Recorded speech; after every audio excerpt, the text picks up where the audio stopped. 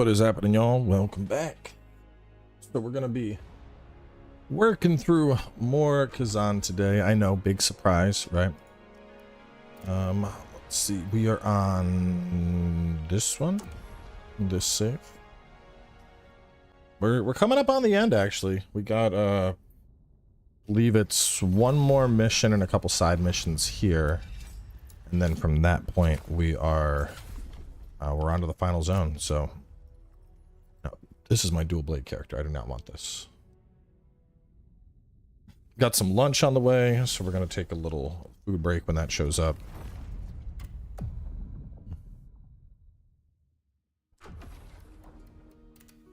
And then I need to decide what I'm doing next. There's so much to stream.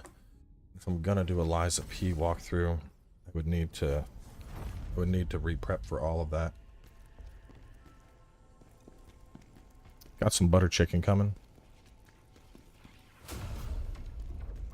Never go wrong with butter chicken. I also had a chance. I just hopped on my main save and modded it out to test the sets. I think Drowned Witch is probably the best set for Spear. After going through and testing the sets that are available. I didn't test Golden. Let me go. Hang on a second. Let me go see if. Weight percentage matter for agility? Just the letter. Let me see. Golden set scroll. Golden scroll. Have that. Let me go. I want to see if the if the golden spear has anything unique.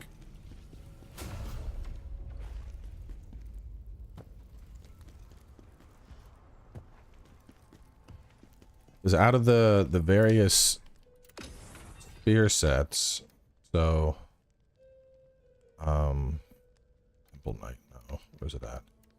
So what does Deep Shadow get? Assault Skyfall? I didn't test that one.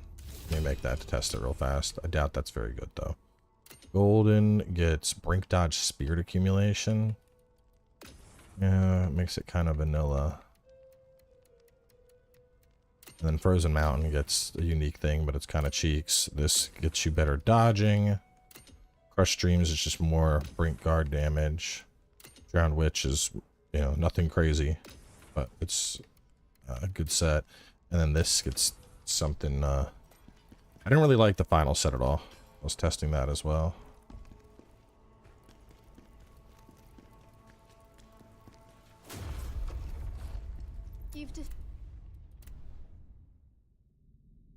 Destroyed Ozma in your Let's Play?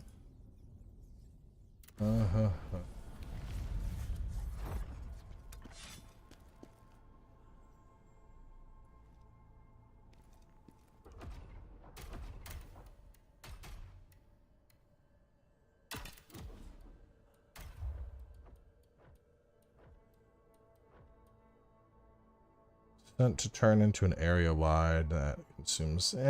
No, that's not that good.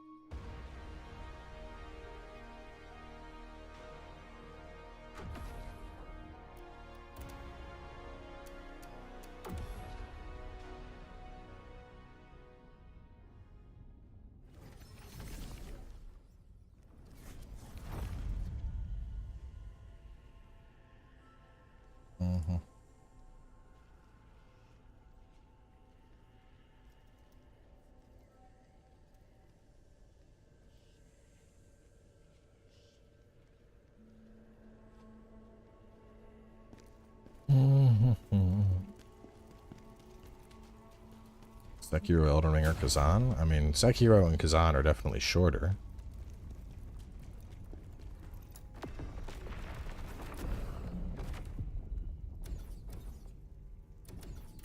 Corruptor's Fortress.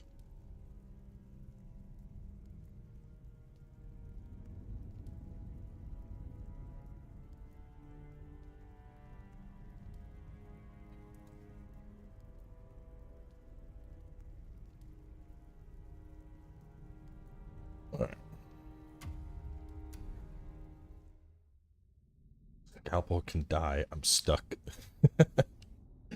Scalpel's not that bad. You just got to get through phase 1 and then you got to run.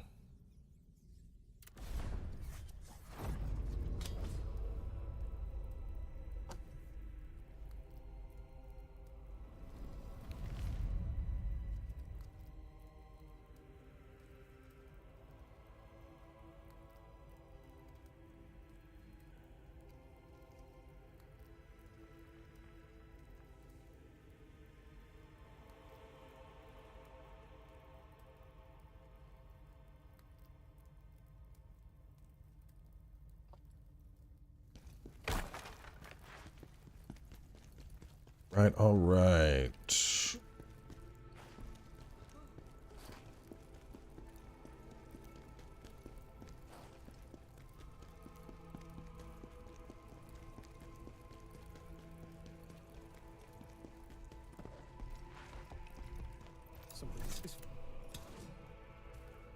He's a good.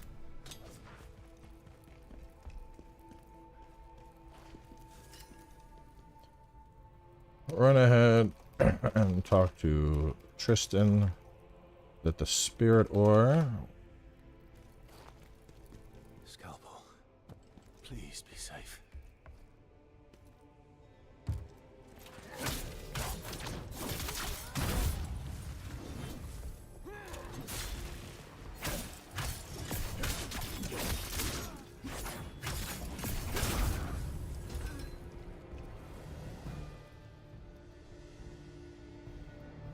Run ahead and talk to Tristan, get the spirit ore, then drop for 2 enemies. We drop again. And that'll bring you around to the Nexus.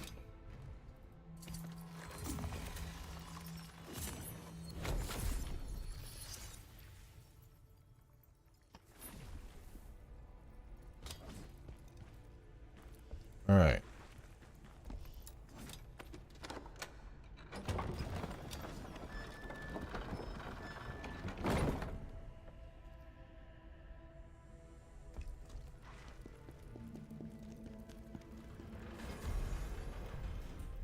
Look on shelf and get the diary.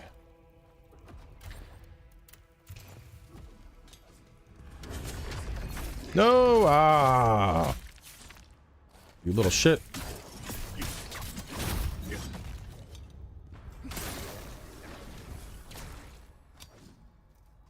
Diary is a stealthy.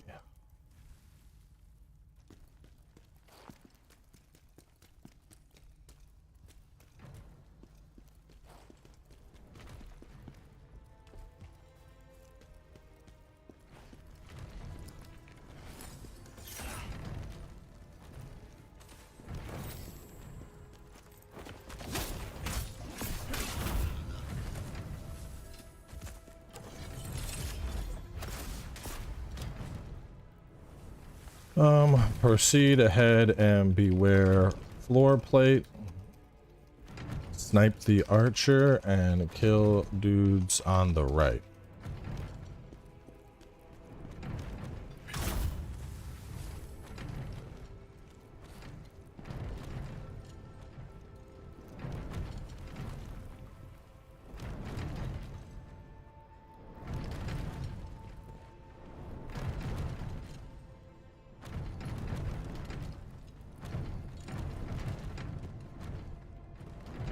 Alright, so we go around and drop down.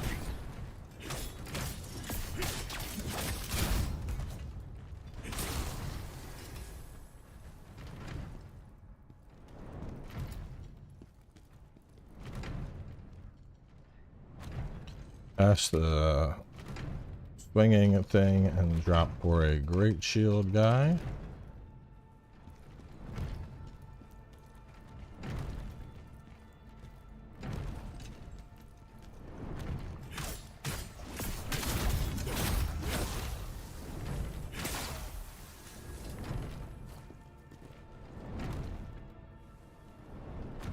Past the next swinging ball and into side room for 2 enemies.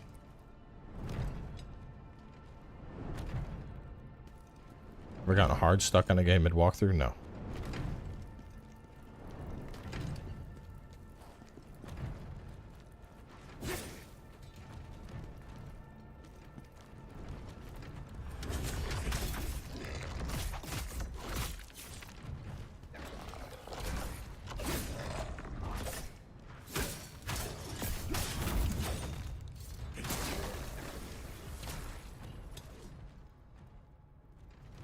After the corner, here's my food.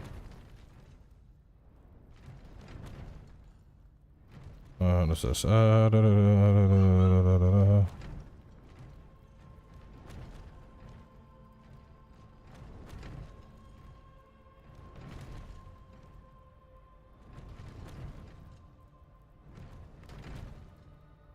After the corner, there's another stealthy.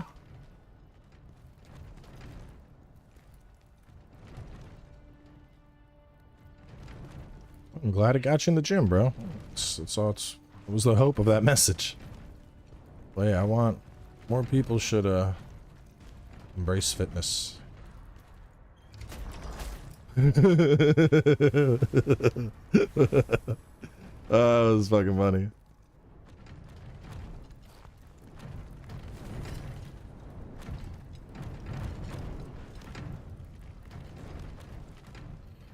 Are you getting some naan with the butter chicken? I mean, is there any other way? After the corner, there's a stealthy. Get the loot on the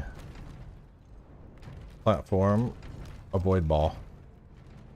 And lure the great shield guy to... Wait, after corner, there's another stealthy. Start luring great shield man for a ball to take care of him. Get loot on other path. What incentives is there for New Game Plus? Fun?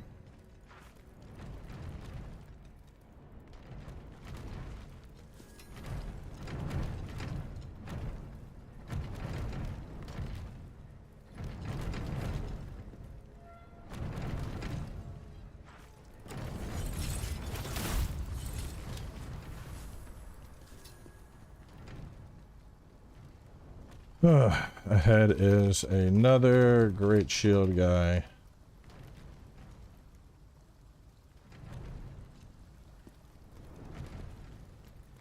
Then if I want to say we go down first.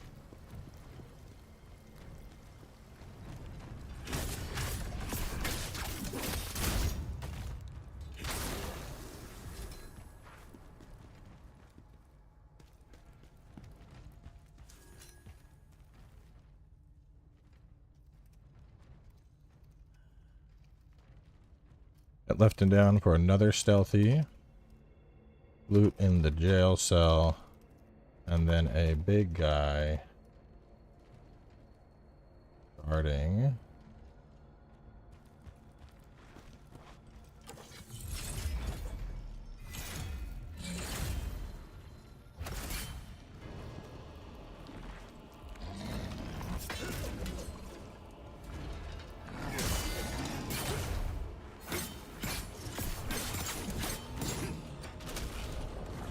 I'm gonna die.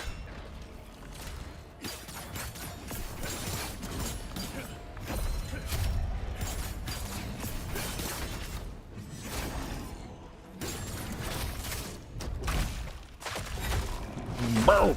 Out you go.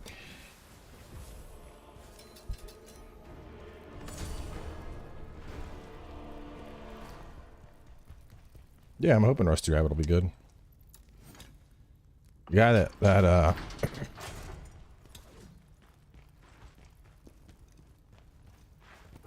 the dude who's doing it is known for like a bunch of crazy good animes.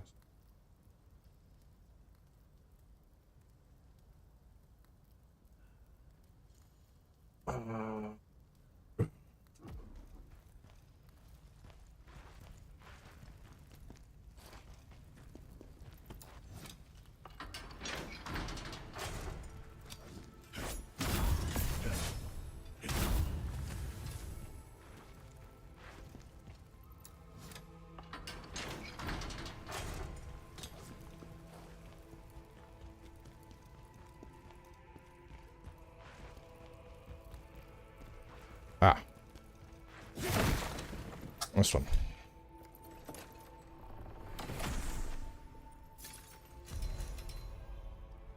For a big guy guarding a chest with ghost shield.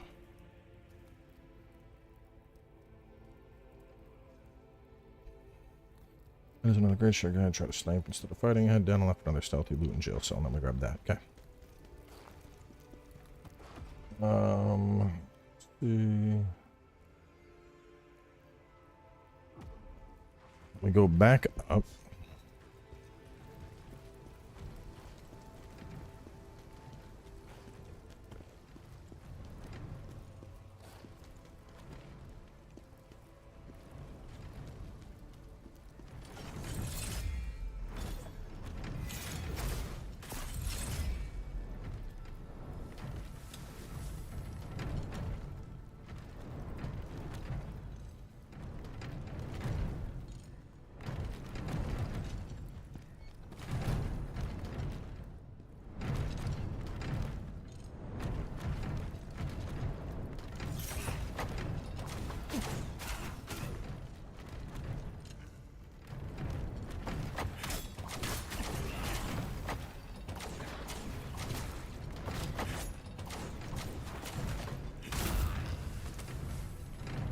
All right.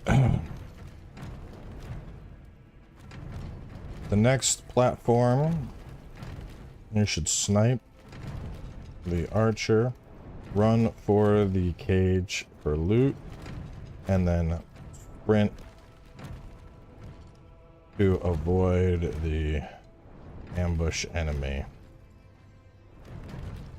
Lore plate will likely hit him.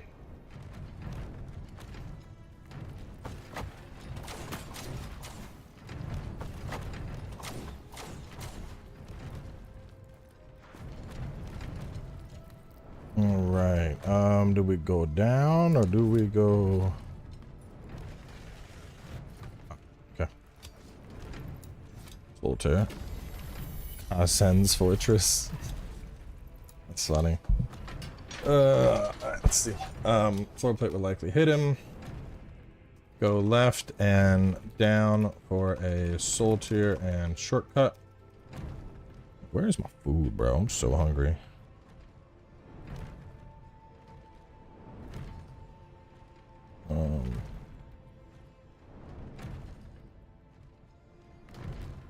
See how far away this food is.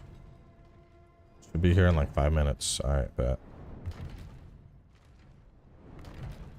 Yes, this is Fugitive Mage. I consider this the best spear set.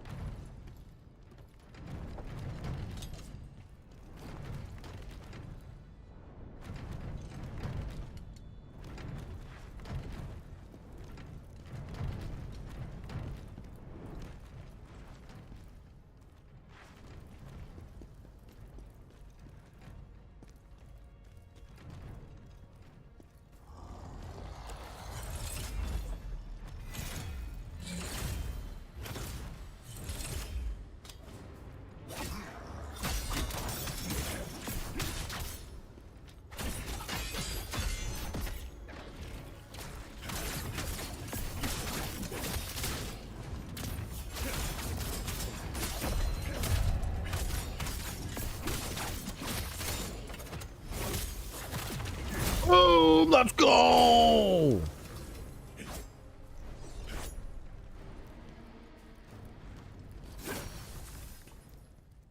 Go left and down for a sword tier and shortcut, then open other path and proceed for a rapier undead and a illusionary wall guarding a soulstone.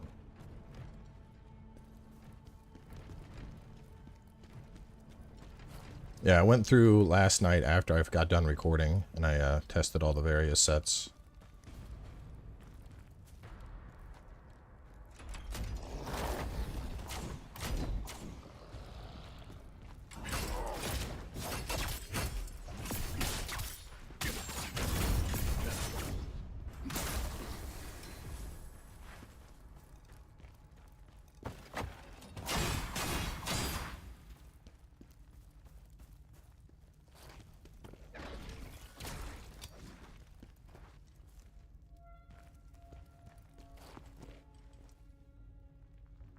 Proceed along for a great shielder. sprint past floor plate. And then we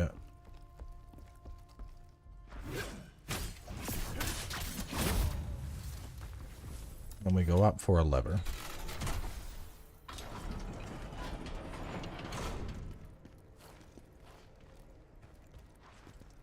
Up for a lever for a new nexus.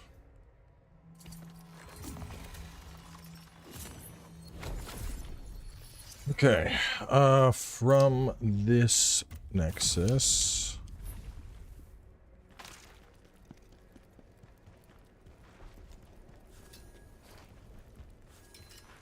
so we want to get the items that are in the courtyard.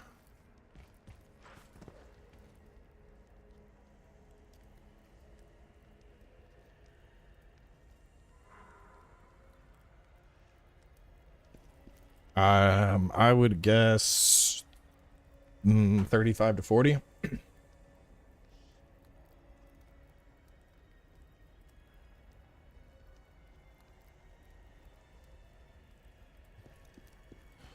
Because we have, so this would be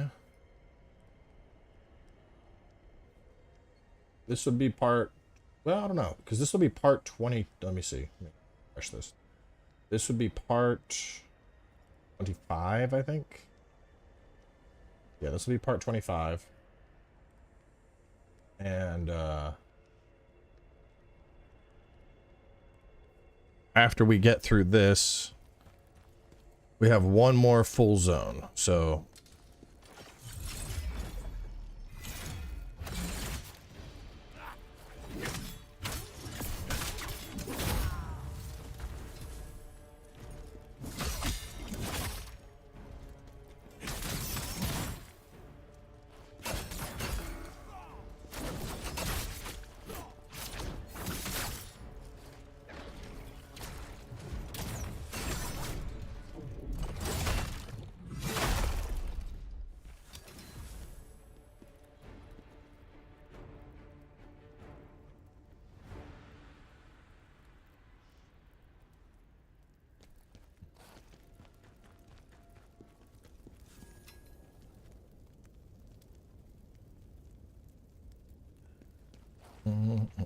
okay.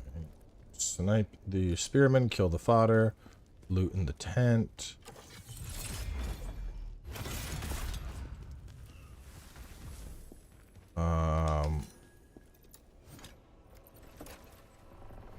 Look left for a battle mage. No! Oh, oh, so close. Battle mage guarding a chest.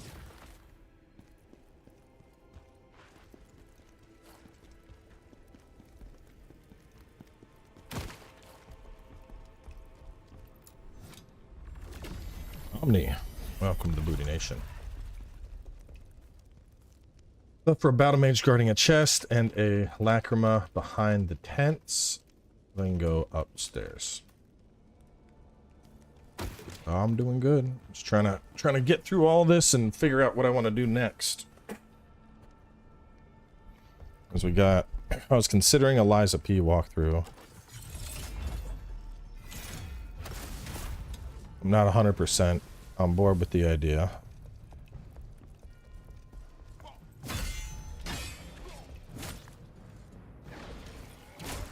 Oh boy.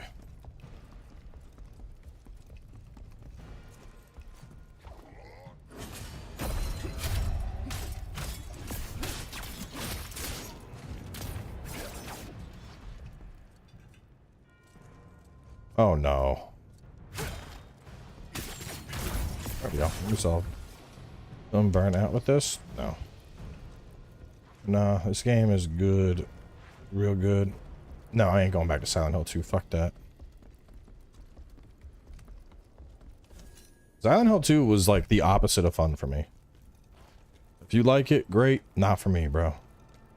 I give games more than enough of a fair shot. And Silent Hill 2 is just not in the fucking cards for me.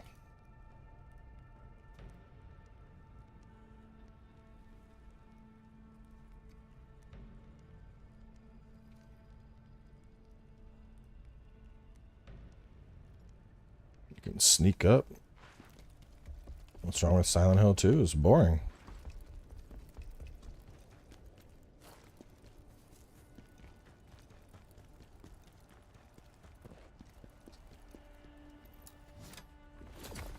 Yeah, I'll be doing X33.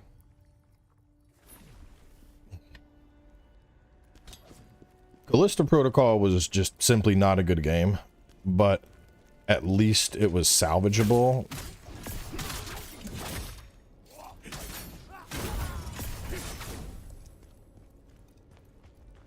I think I can snipe multiple bros, or I can sneak up on multiple guys.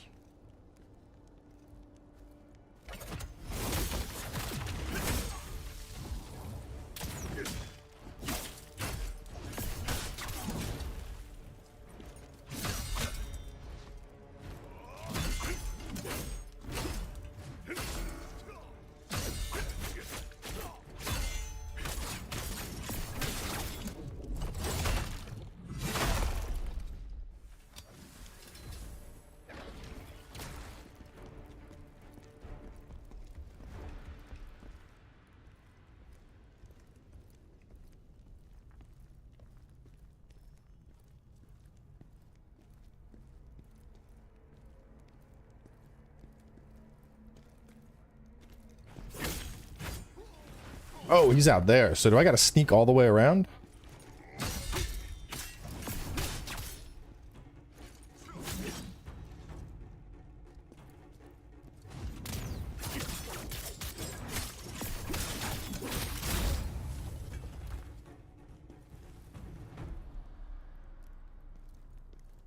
After unique category? Yeah, there's legendary.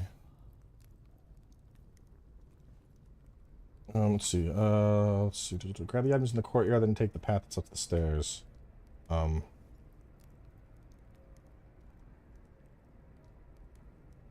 Kill the two guys, grab loot, then stealth up to backstab the spearman.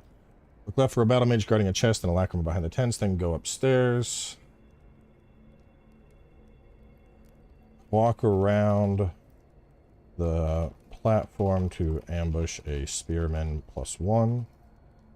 And inside the room,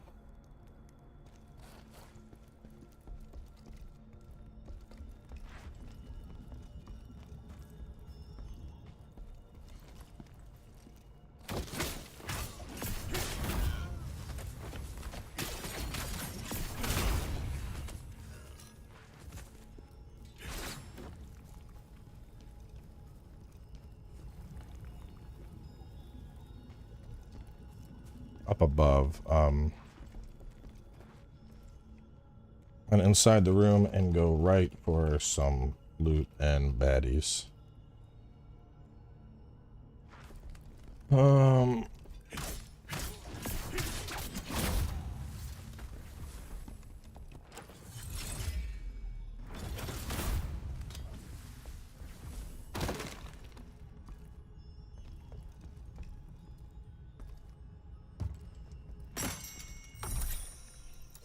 Got that.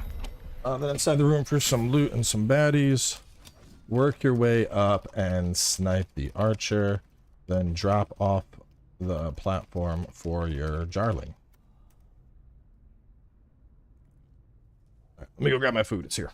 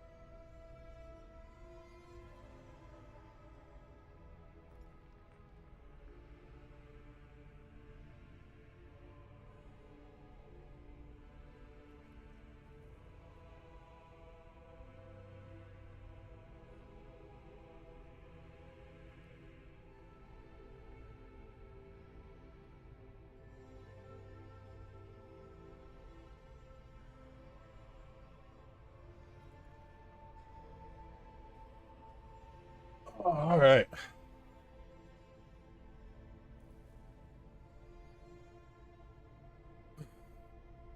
So chat, what should we do? Let's have a discussion while I take a food break. I was debating what I want to cover after this. And there's a lot of potential stream stuff coming up.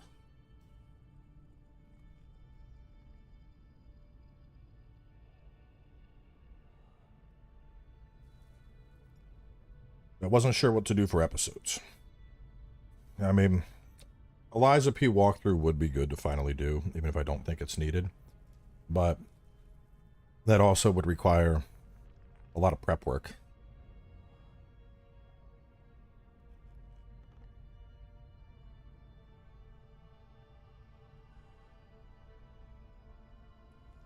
In my head, I'm like, is it worth it? The DLC's coming up.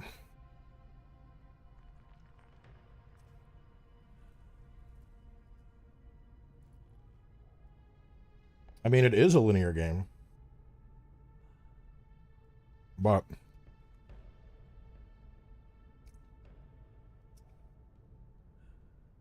I think the thing that had me considering it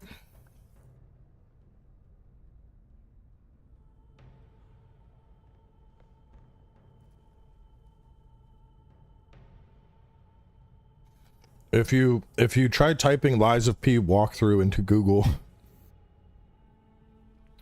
the first suggested is Lies of P walkthrough fighting cowboy, which means people are obviously searching for it. But like, I don't know. I guess a part of me just feels kind of bad because everyone's like, why no Lies of P walkthrough? Why no Lies of P walkthrough? And I'm like, because it's linear. And I feel like, should I just fucking do one at this point? Were there no other games you wanted to play? I mean, Adamfall looks cool, but that's more of like a multiplayer thing, isn't it? And then, because the thing is, I need something for episodes. Like for streams, there's plenty of stuff. Because I mean, when we get done this, Capcom sent over, so the Unimusha 2 re-release is coming out. So they sent me a code for Unimusha Warlords. And I don't know shit about Unimusha. Aside from the anime. I watched the anime on Netflix, and that was pretty dope. So I kind of want to get through Onimusha Warlords and then Onimusha 2. But those aren't very long games. I think those would only be like 2 or 3 streams each. And the next like big stream thing would be Clair Obscur. And that's 2 weeks from now.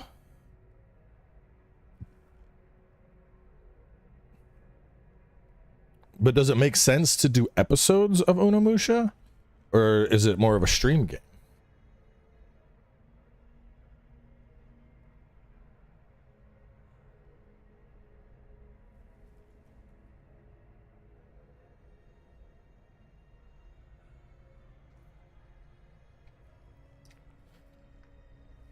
Because we have, so end of the month is Clair Obscur. I was gonna stream that. And then in May we have Night Rain and Lost Soul Aside.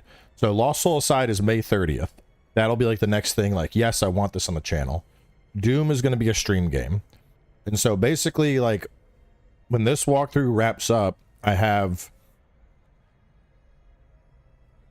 like all of May without anything to make for episodes. That's why I was considering a Lies of P walkthrough, because I need episodes for May.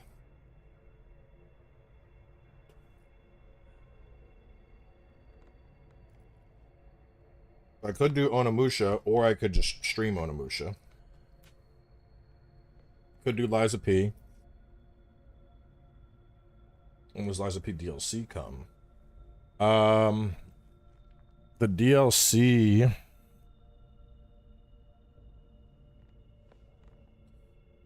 I don't know if there's a date. I know it's summer.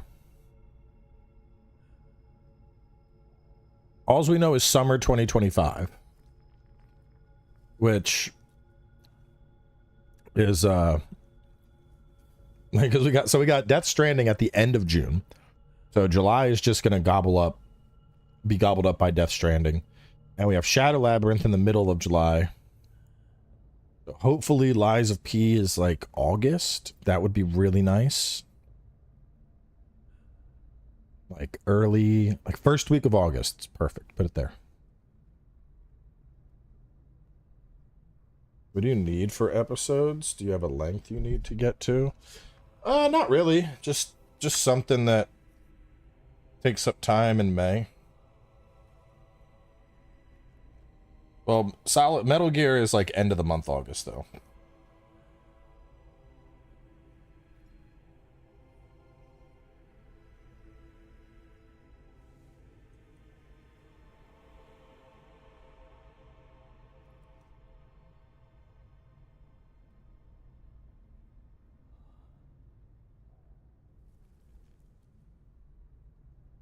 Yeah, I mean, there's a lot of stuff coming out. Right now, I just need something for May.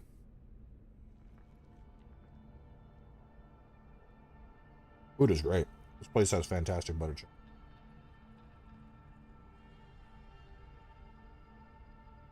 No, not Rise of the Ronin.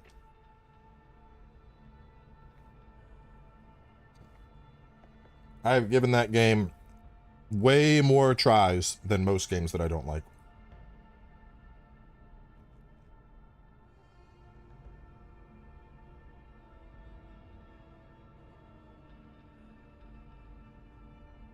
Usually if I'm not vibing with a game, I know within the first couple hours, and I still played Rise of Ronin for 20 hours.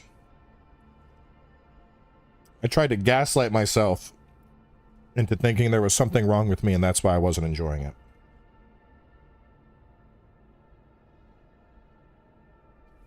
I'm sitting there playing it like, no, it's there's something wrong. I'm missing it. It's just not clicking. This is definitely a good game. What am I missing here? Why? What am I missing? And all along, it was not me. It was just an okay game.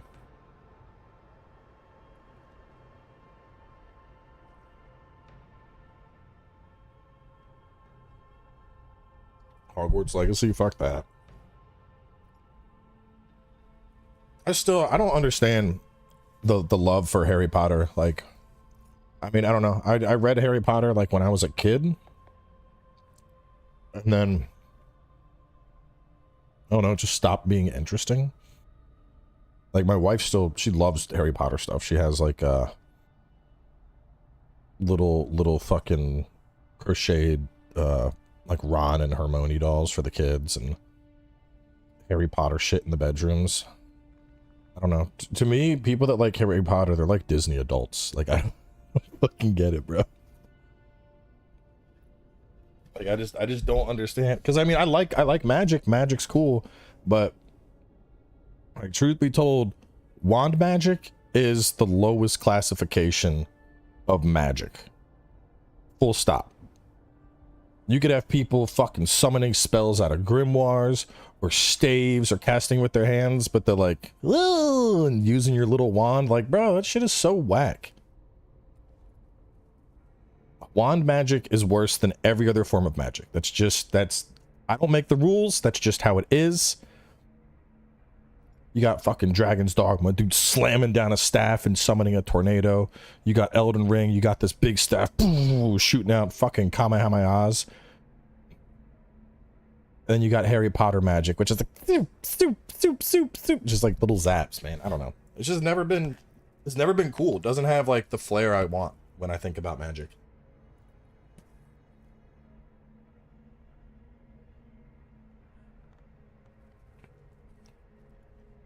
Wands are like the balloon animal clowns of magic. Exactly. It's just mid, bro.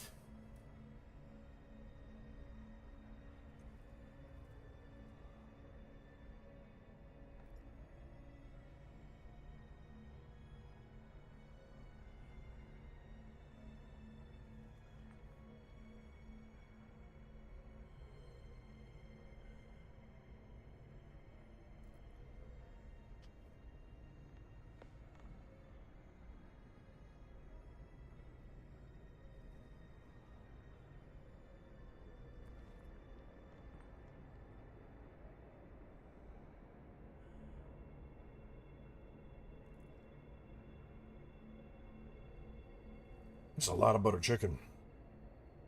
I don't remember it being this much.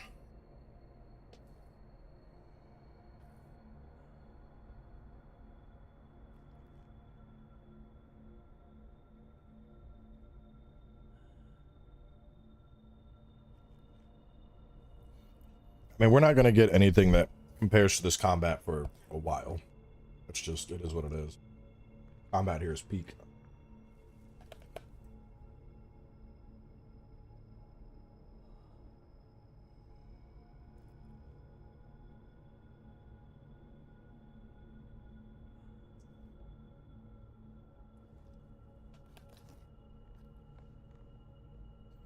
I think part of it too is like I watch a lot of anime, and magic is extremely common in anime. But like you see spell casting in anime, and then you see like people just like zipping little spells out with wands, and it literally feels the difference between like a kid running around with a squirt gun and like Arnold on the helicopter using a machine gun. Like the amount of potency in spell casting. I don't know, wells just seem fucking, they're just boring.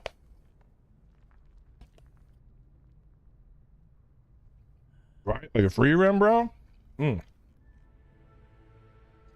That's some fucking magic.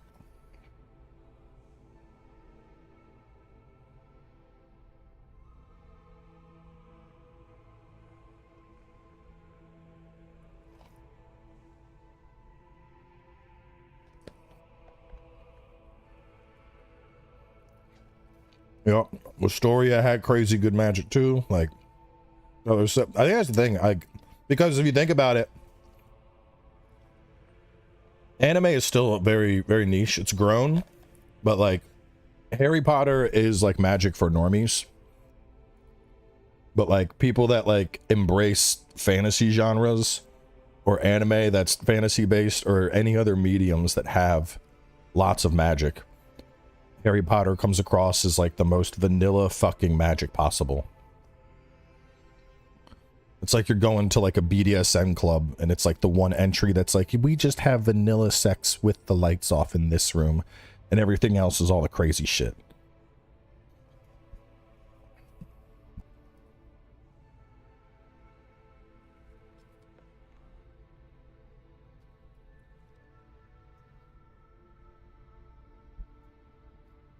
No, we're not doing Legacy. Somebody jokingly recommended Hogwarts Legacy, and so we got into a conversation about how Harry Potter's magic is just the most mid magic of magic and fantasy media. It's the vanilla sex of the magic genre. Frieren is very good. Frieren is one of the better animes in recent times.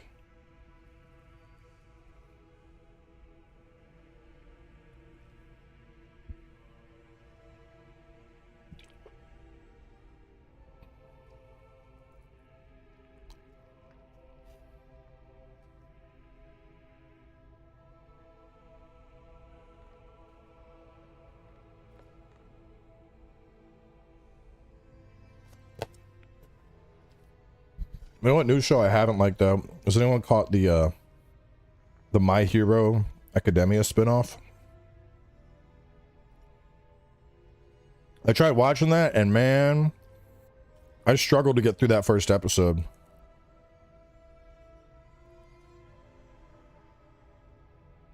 The My Hero Vigilantes, I'm like, this, I don't know. It does not have the secret sauce. Well, this just seems like it's gonna be weak. I've not watched One Piece. I've not watched One Piece or Naruto. I've watched Bleach. See, I feel like when they're growing up, each young man picks one shonen that they watch. Now, like when I was younger, obviously Dragon Ball was the thing. But then, off the back of Grandpappy Dragon Ball, you had Bleach, you had One Piece, and you had Naruto, and those are your big three. And it's like a starter Pokemon, you know. Young men that are getting into anime, you pick one. I ended up being a Bleach fan.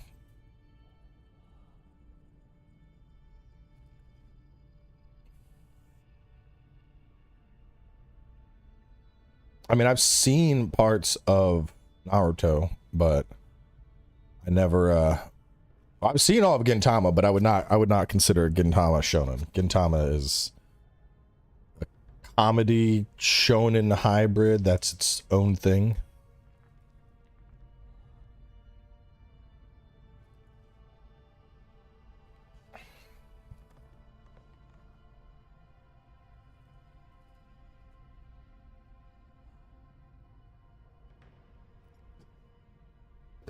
Gintama is wacky as fuck, and it's amazing. I love Gintama.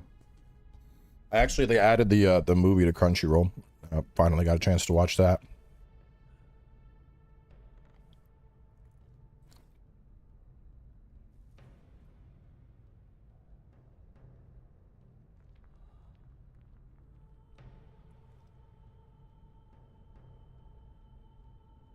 But yeah, I would.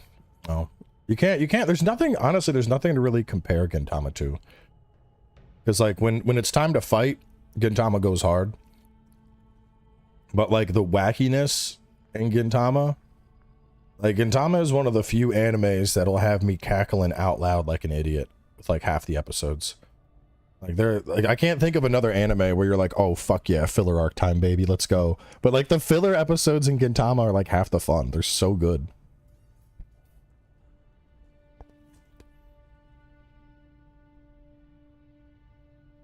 I mean, it's like a little bit parody, a little bit shonen, a little bit comedy. It's just, I don't know, man. There's really no, like, Gintama is just its own thing. And it pokes fun at a lot of different anime. But it's very much, it has its own identity, and it has a lot of, like, fourth wall breaks. It's like the Deadpool of anime, if that makes sense.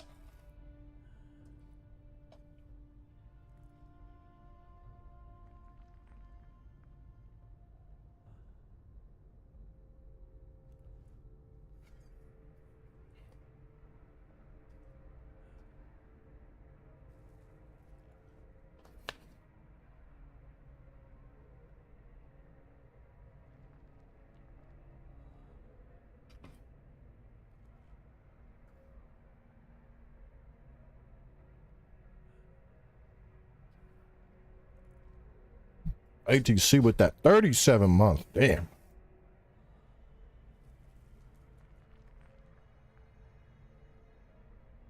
Calling it the Deadpool of anime seems like an insult. Why? Deadpool is like one of the best Marvel characters ever created.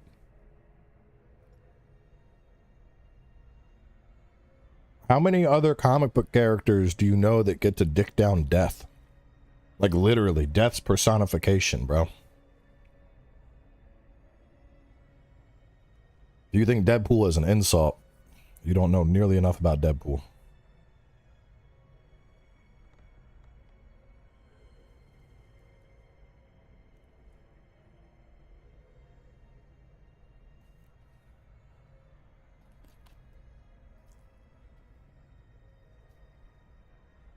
I mean, the movies aren't bad, but they are very Ryan Reynoldsy, I guess. I don't know how else to describe it. There's a certain like there's a very specific brand of Ryan Reynolds sarcasm that is extremely prolific in the Deadpool movies. I don't hate it, but you know, you can tell it's like Ryan Reynolds Deadpool. I mean, Deadpool as a character has always been just like this wacky, crazy goofball.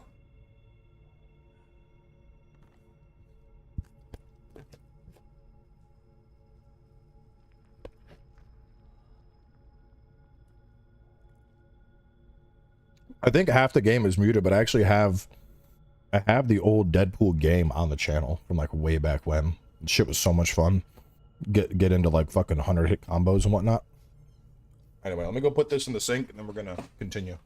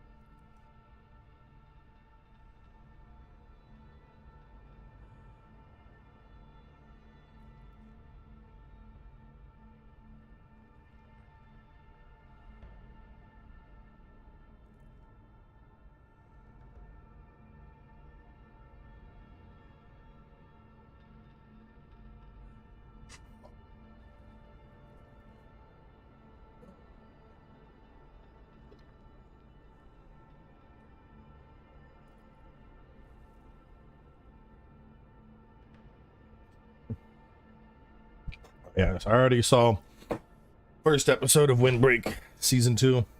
I like that show a lot. I think it's I think the fight choreography in it is some of the best we've had in a modern anime. All right, work your way up, snipe the archer, then drop down to the platform for your jarling.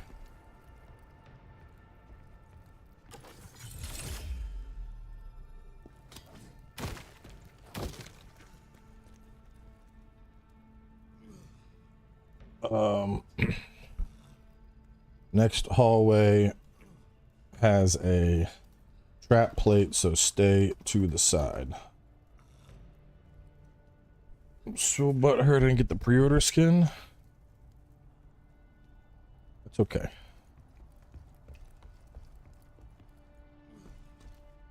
Who's doing all this grunting?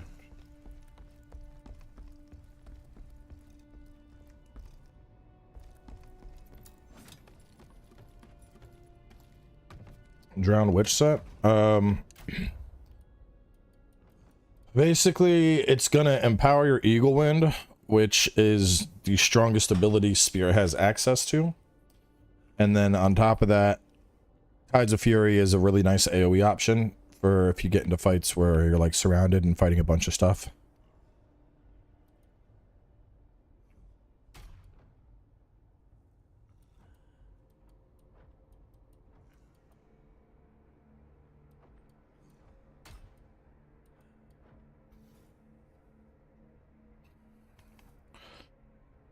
Do I get Moonlight Step?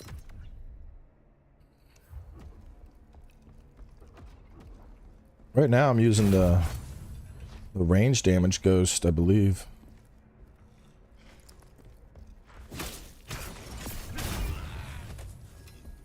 All the weapons have their strengths and weaknesses.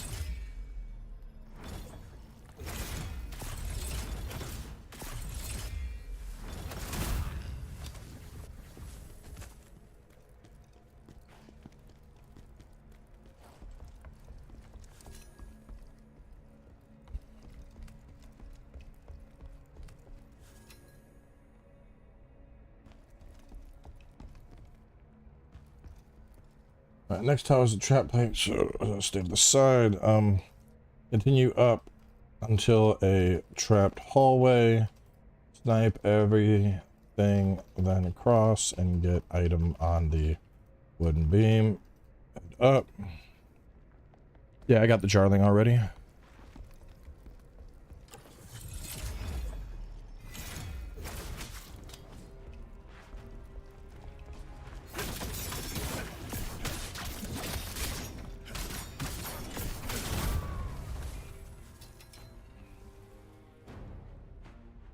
Head up for a battle mage.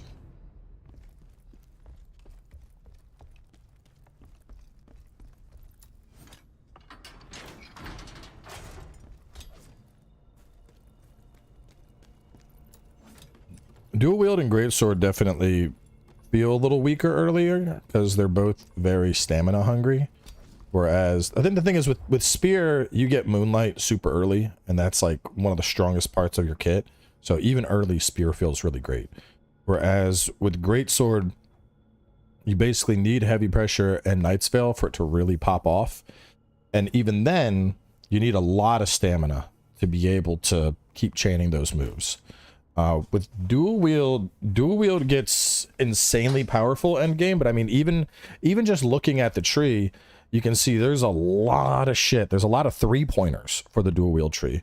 So you got to go either all in on Howling or all in on Whirlwind. Whirlwind doesn't really ramp up until late game. I mean, Howling's better for humans, Whirlwind's better for monsters, and then you got to decide, okay, do I want to go Dragon Slayer? Do I want to go Gale? And figure out which of those you like more. And then, oh, well, which of do I want to be a Ruthless, or do I want to be Wind Pierce? Or, you know, there's a lot going on with dual blades. But once dual blade gets going, it is crazy.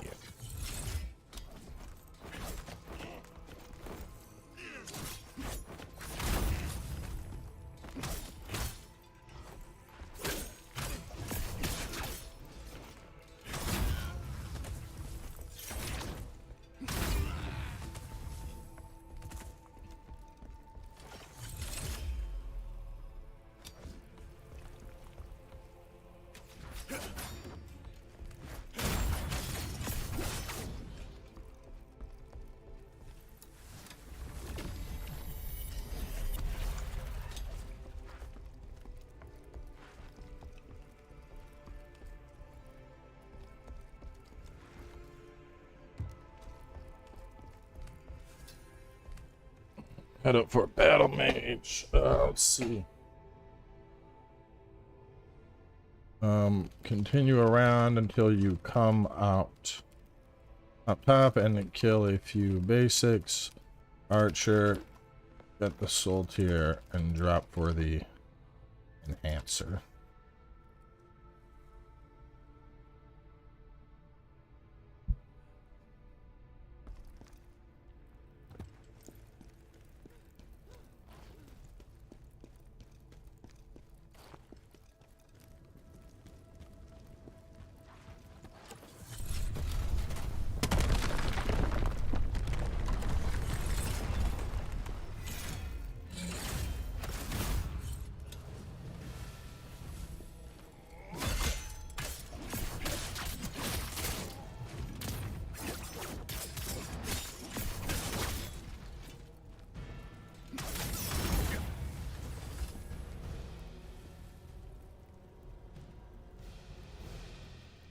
When you exit outside, beware the boulder that breaks the wall.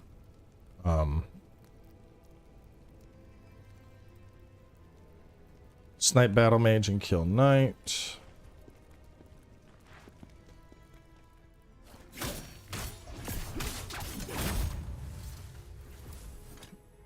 Yes, this is a Souls-like.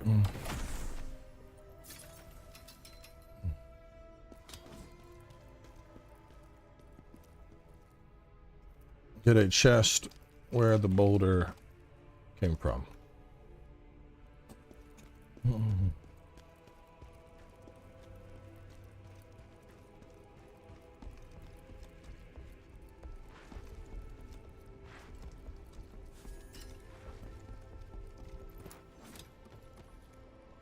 Then proceed for a fire enhancer for going up the ladder.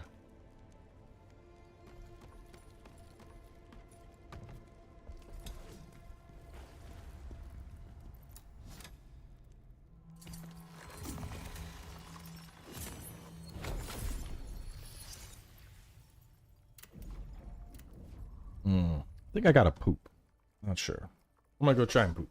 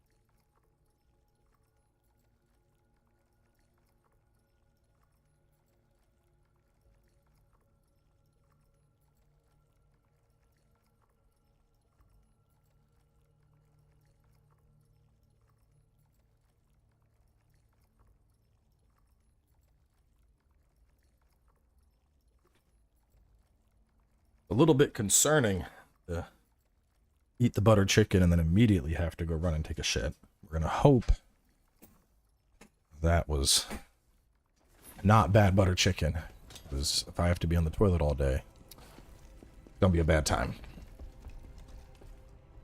Bum bum bum bum. Bum bum bum bum bum. All right.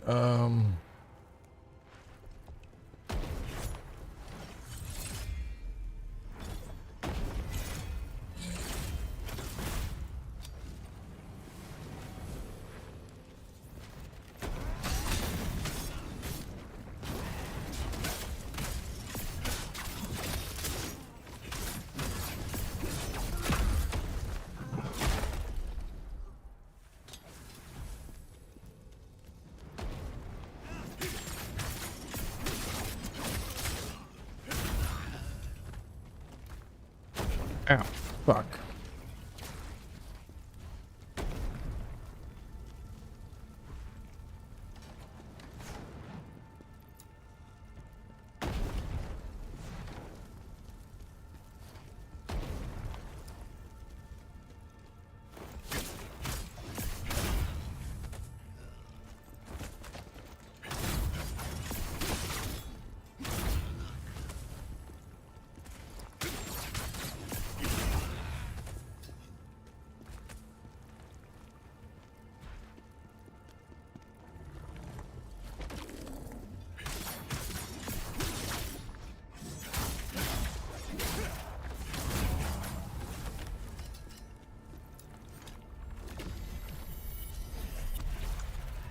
Okay, once outside, pull the enemies over with a javelin, then work across the bridge, killing and looting.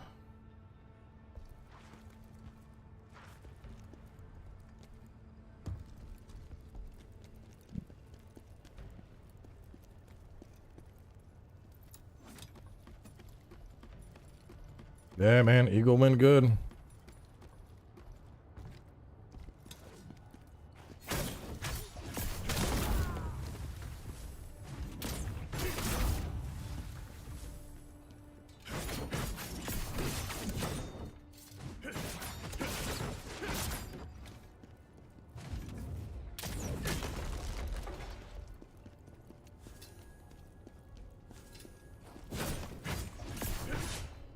I want to confirm this. I think if you break them, the javelins don't respawn. But I want to confirm that's the case.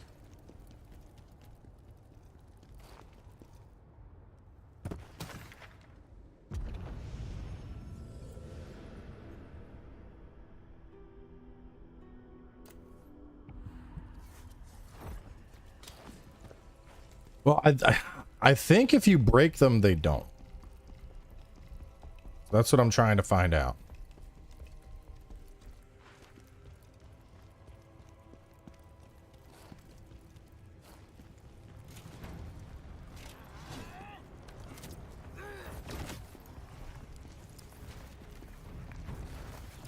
And so far, I'm not seeing...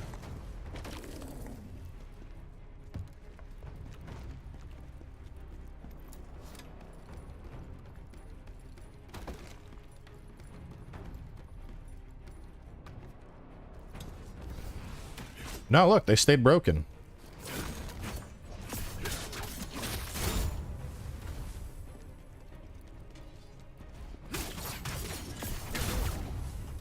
Yeah, they stay broken. Okay. Once up top, break the trebuchets, so...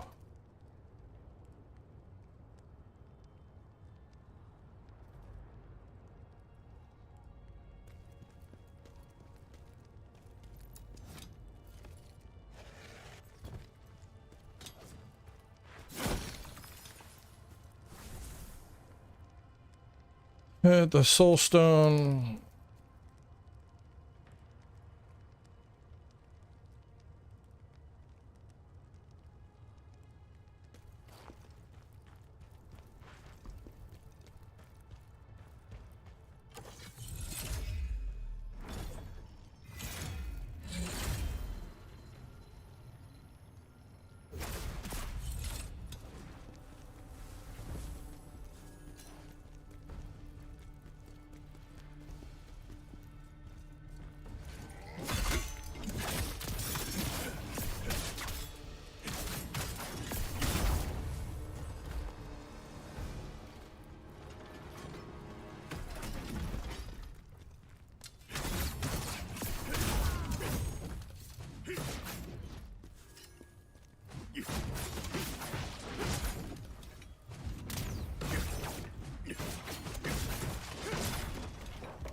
Alright. Get the soul stone in the doorway, then continue along. Blur the two knights. Loot behind staircase. And kill the ballista.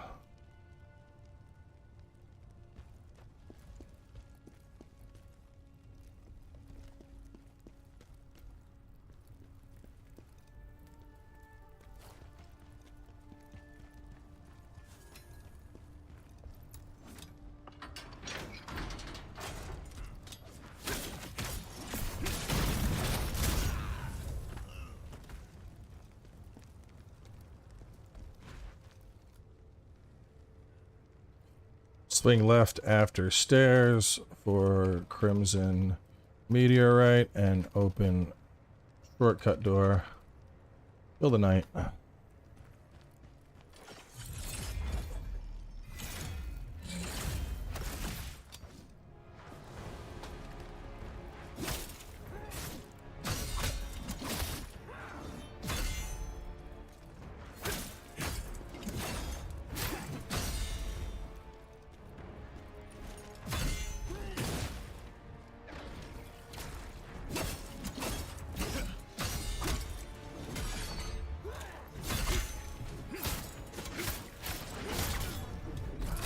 Up we go! Smash that hole!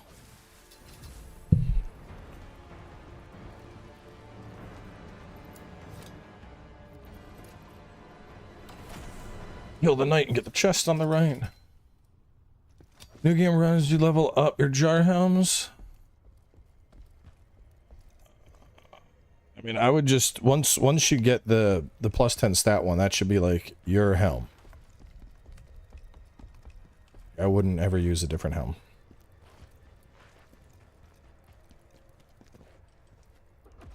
That attack? That's all it is. Brutal attack execution. 1 point.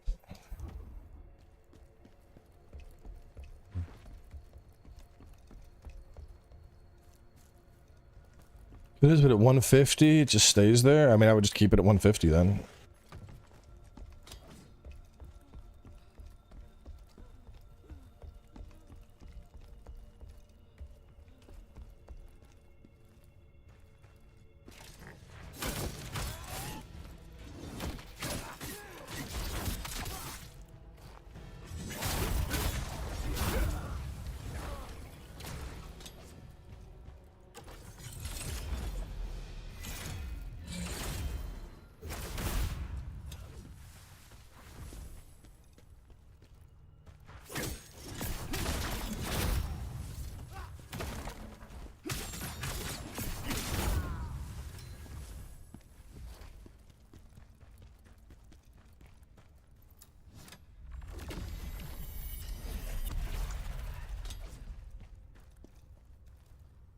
Kill that, get the chest on the right.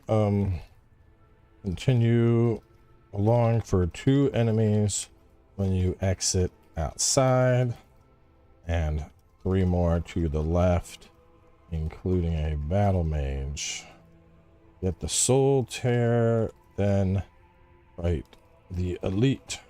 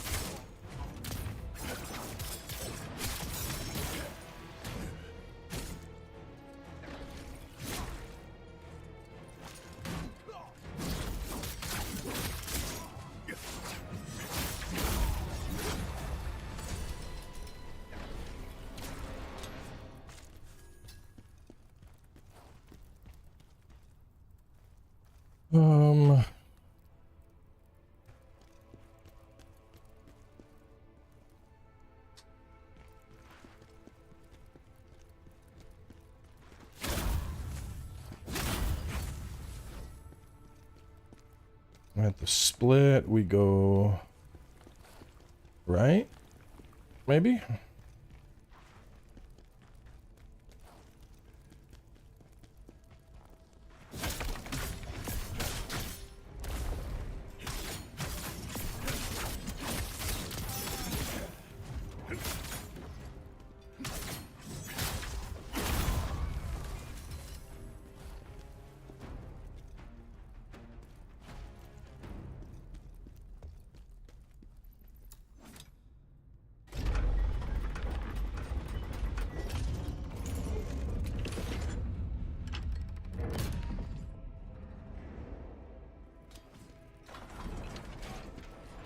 All right, so that's progress.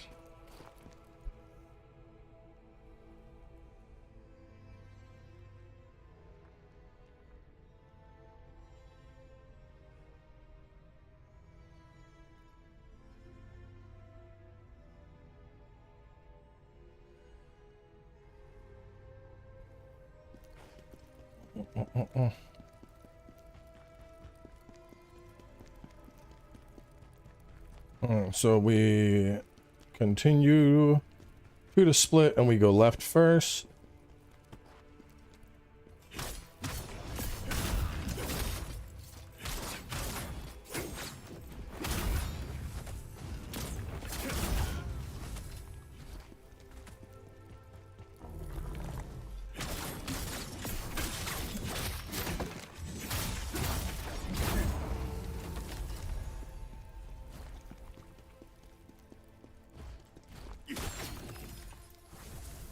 This will go left first. Room on your left up top has 3 baddies. Other side has a beast and prophecy 3. Middle has soulstone. Alright, so that's all clear. And then we're gonna return and take the other path for a few randoms and a battle mage. Afterwards, we hit the lever.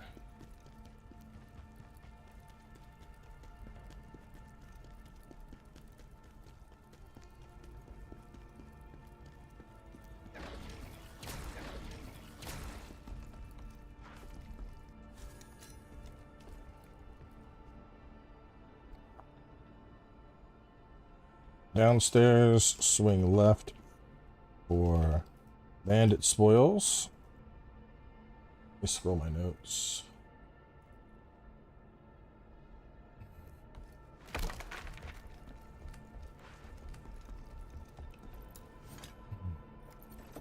I think this is a trap chest. Nope. Bandit spoils, get chest in the middle of the room.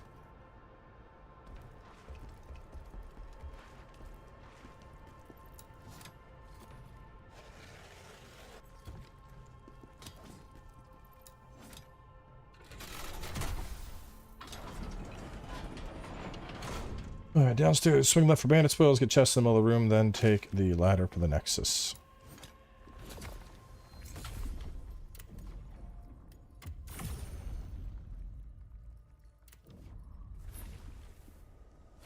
Okay.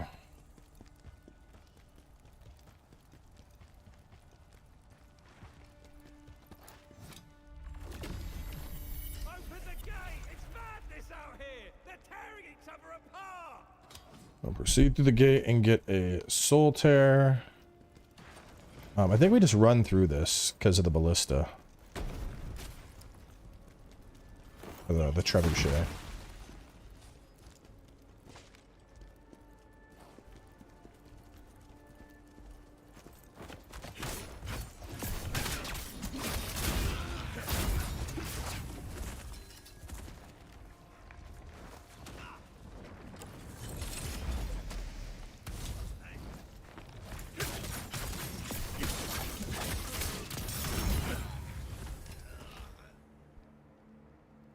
Sprint down the bridge to lure everyone into the room. Afterwards, mage comes from above.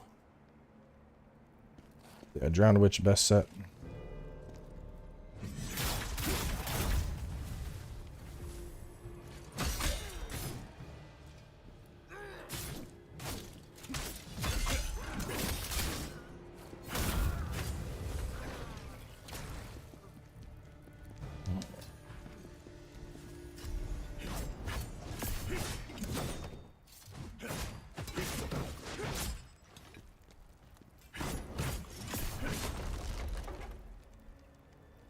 Top is 2 knights and the Great General's Scroll.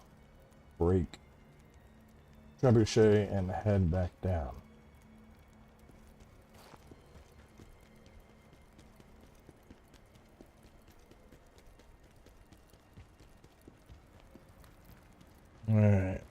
And this is another thingy. Okay. So I think we do the same thing before. We're gonna run, grab that. Ow. We keep running until this room.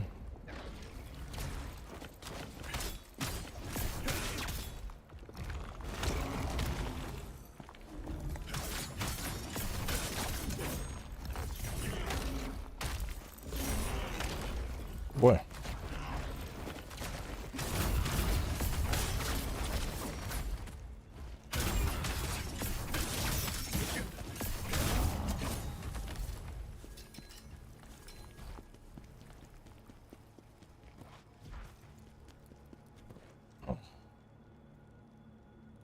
Sprint the next bridge.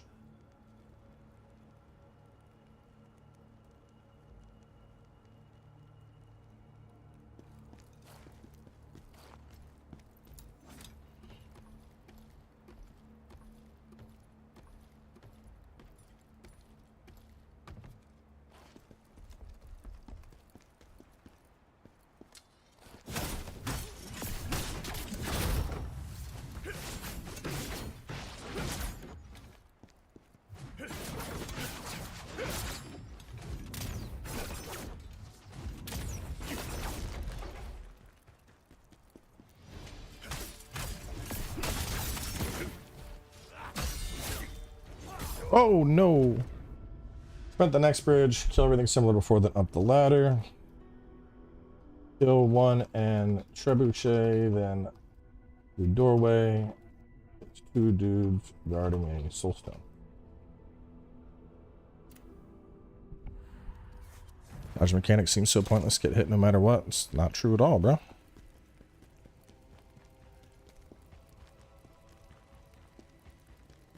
You can dodge through almost every attack flawlessly if you know what you're doing.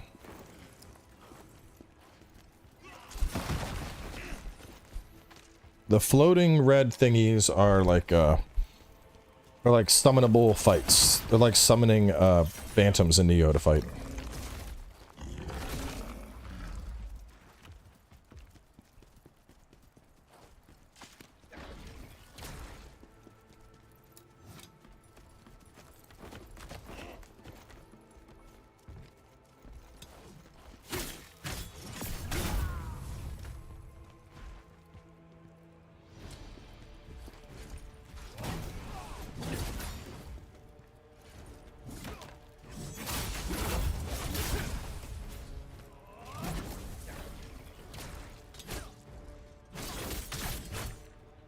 I'm gonna focus on just dodging this dude.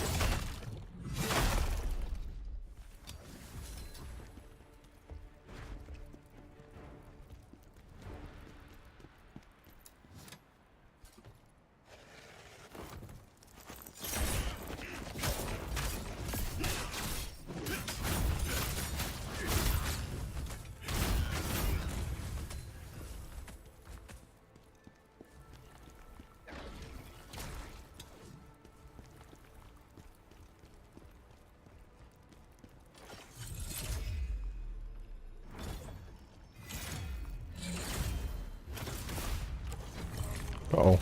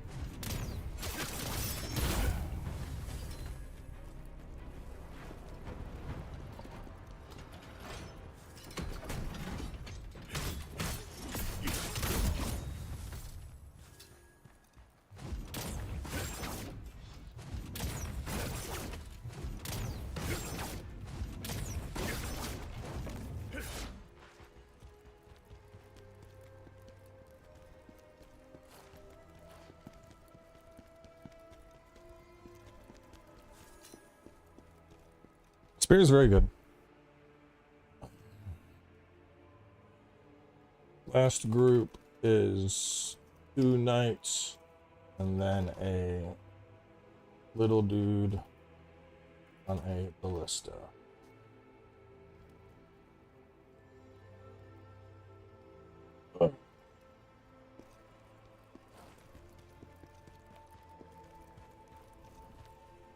This thing.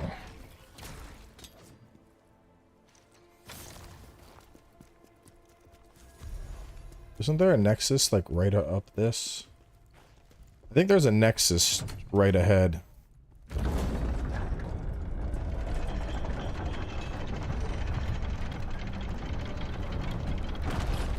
Yeah, there is. That's what I'm talking about.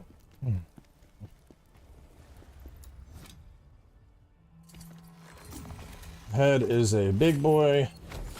Sprint past and take a left up the elevator for a new nexus first. Then head back to kill and get the old diary. I'm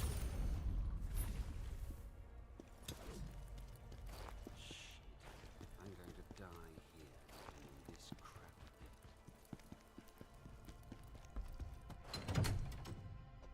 crap. Can't wait to get scalpel set.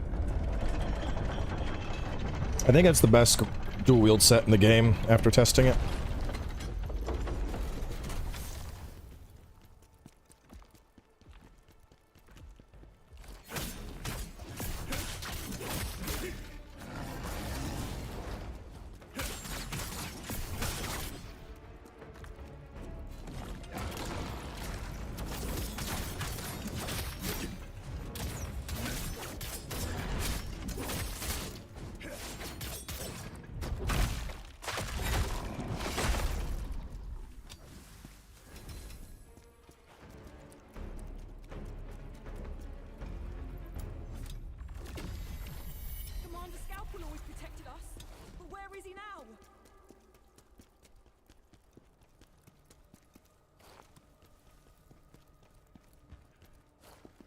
That's right, that's where we came through. No, this is where we came from. So I want to go this way.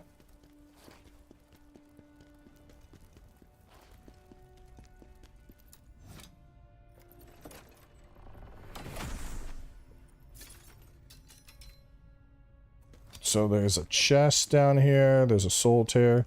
Did I get the old diary already? I did. Okay.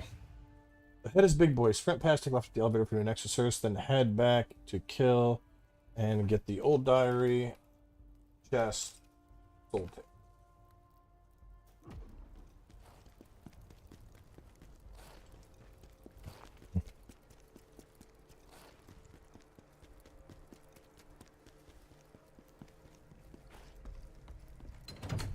Garlic for scalpel? You mean like a cheese? What do you mean garlic?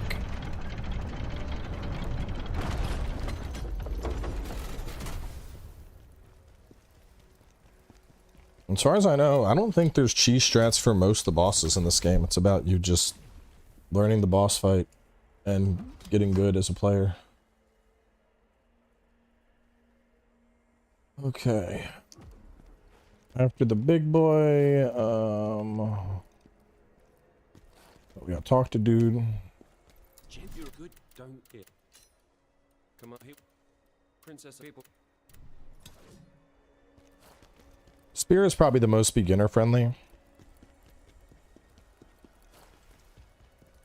I think spear is the most beginner friendly. Greatsword has the highest like burst potential in terms of just like big damage. I think dual wield probably has the highest skill ceiling, but I do think it is an incredibly rewarding weapon when you spend the time to learn it.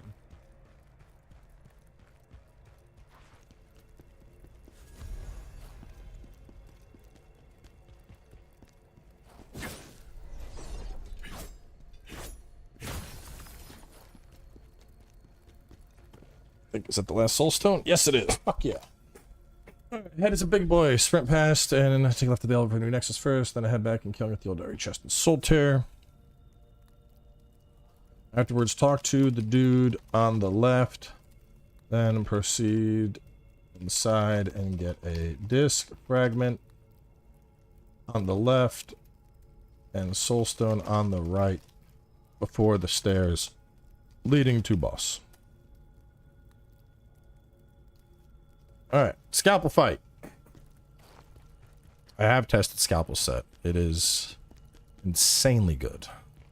Like I said, probably the best dual wield set in the game.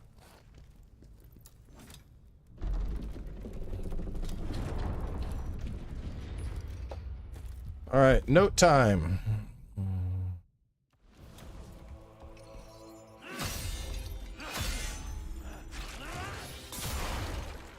Alright, let's start with just reflex. Alright, there's a little bit of a delay on the brutal attack.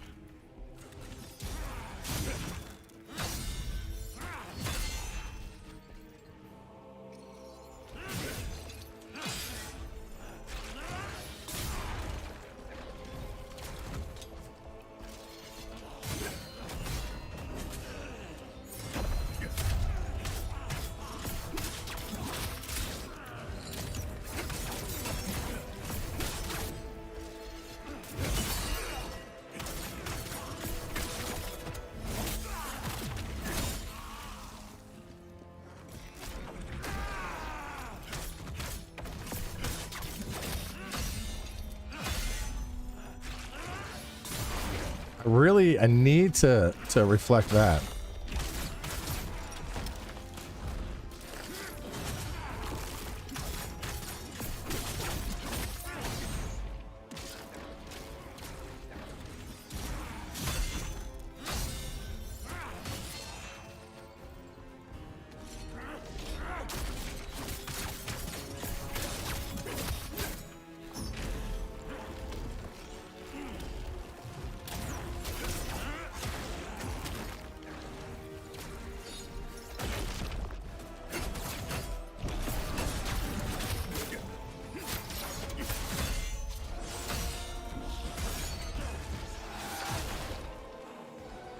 I keep missing the lineup on that. I'm not reflecting enough.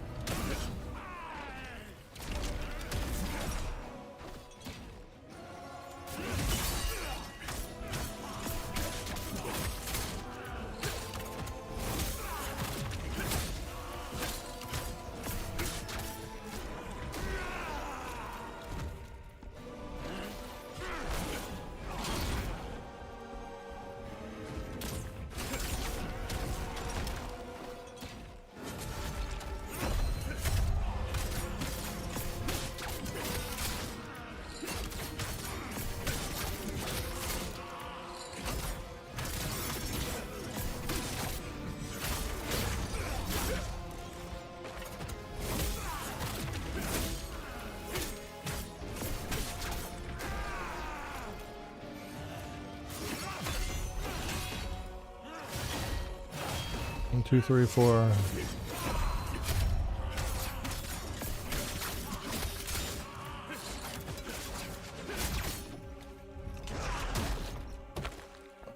So, initial notes.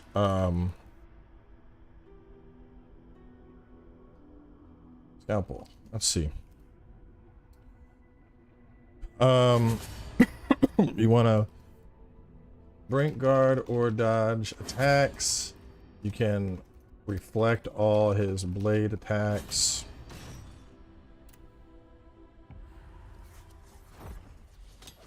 Also reflect all of his blade attacks. His burst counter is a little delayed. When he does coffin slams, you should brink dodge. Let's say brink guard or reflect his blade attacks. Coffin slams, you should brink dodge.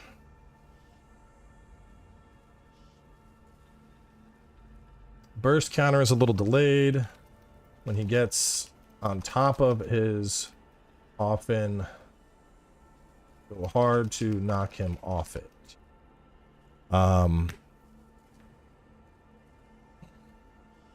His big wind-up swing should be dodged or reflected. I want to see if I can reflect the coffin attacks. I think the coffin is just much easier to dodge.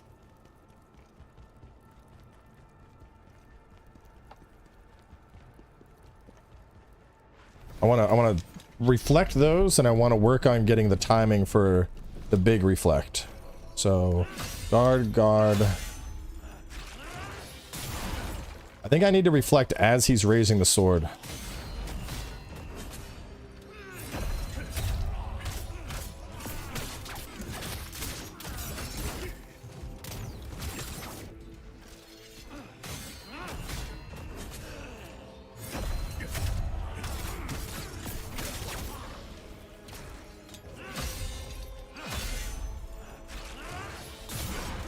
Gotta go even earlier on it.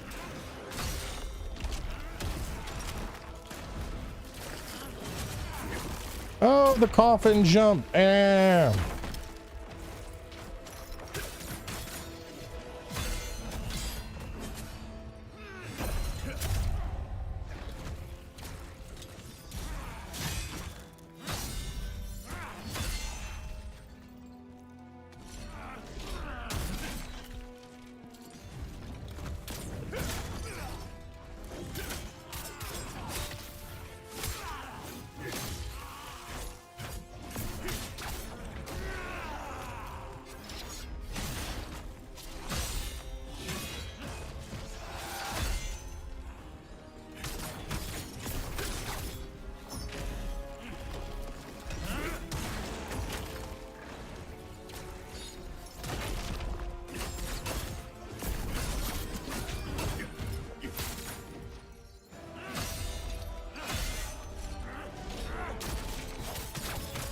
Yeah, definitely just dodge the coffin.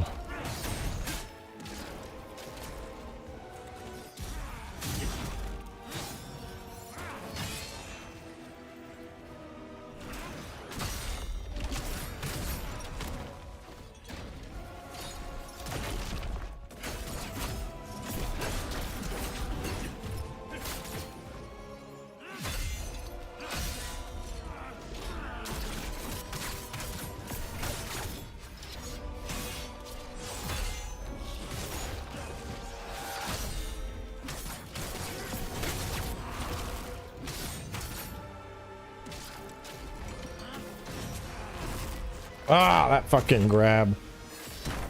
I hate that grab so much.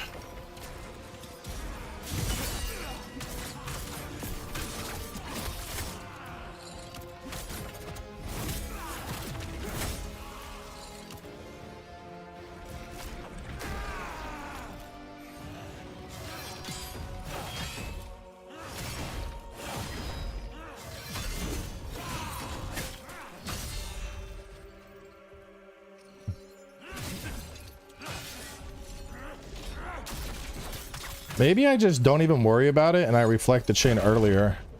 I'm trying to I'm like, oh, I need to build up and then reflect the final hit. I think I just go for an earlier reflect.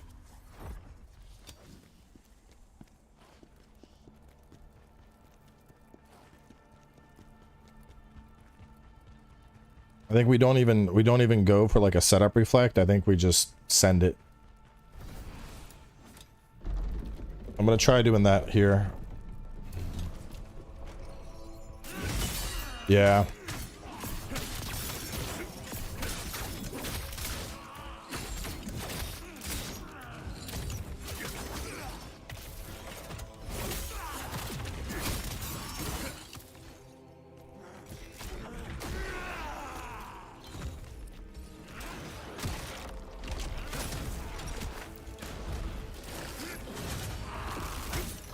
And I want to dodge that to the left.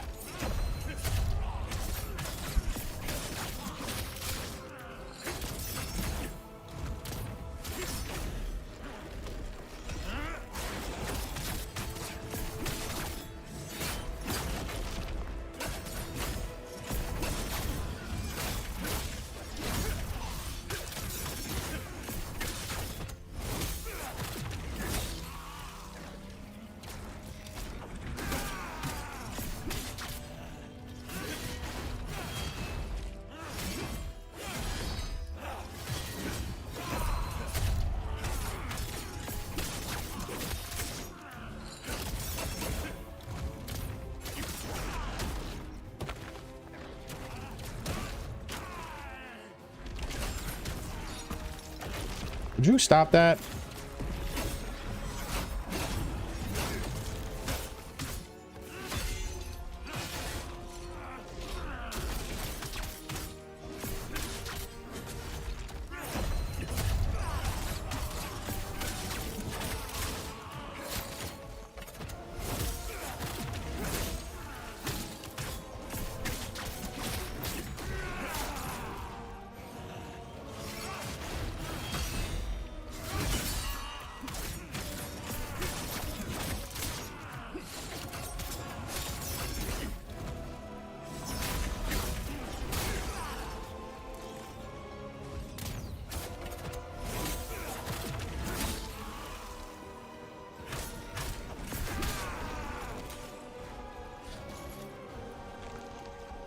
Kinda easy.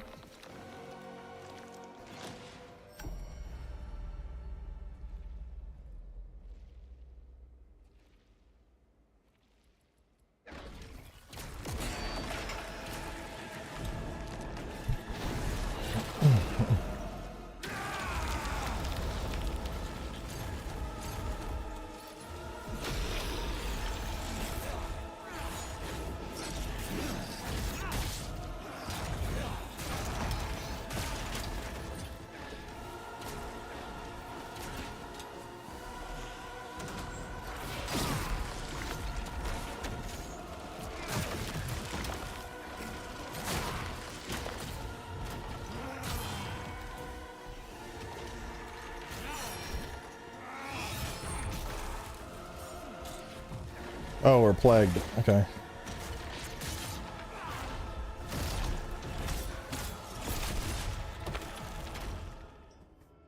Alright, so get on top of his coffin, go hard and knock him off. Big wind up, swing. Reflected. Phase 2, you just need to survive and he'll gradually die. Phase 2, you need to survive and he'll gradually die. A lot of his attacks get extended range. Bring plague removal.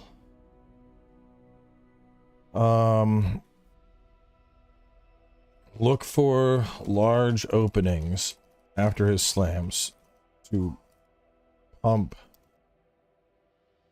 damage, but yeah, I'll just say that. Pump damage. No, I think he's a pretty good fight. I wouldn't call him tedious. Okay, what do I want?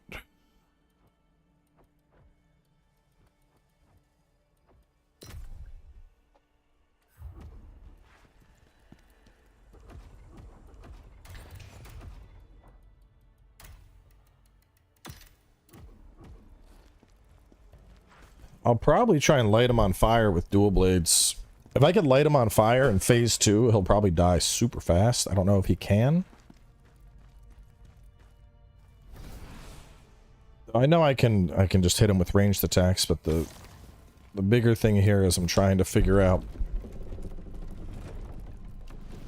certain stuff.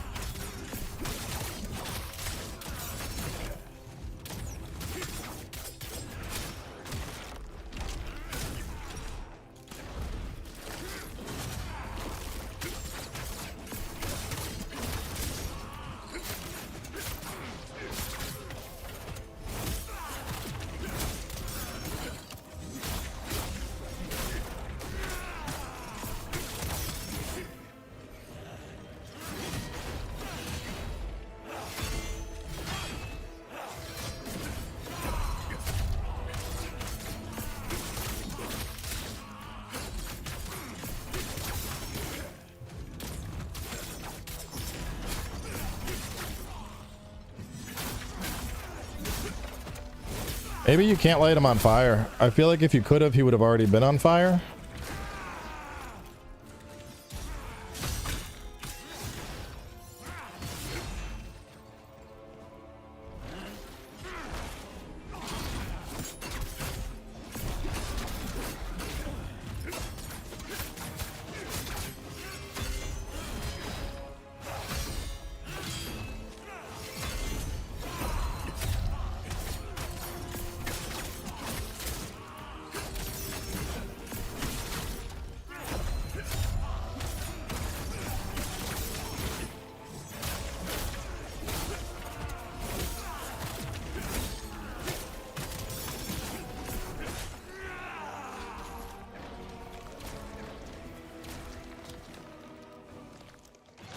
Can we poison him, maybe?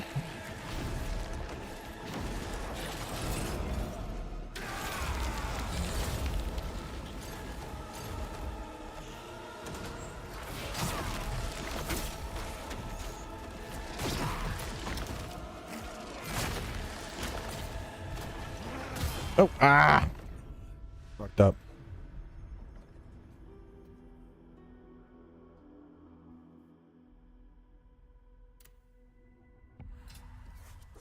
I mean, I think he might be burn immune because I was pumping him with damage. Let's try poison. So I'm thinking if I can get him either burning or poisoned in phase 2, that would be ideal. Just to make phase 2 finish faster.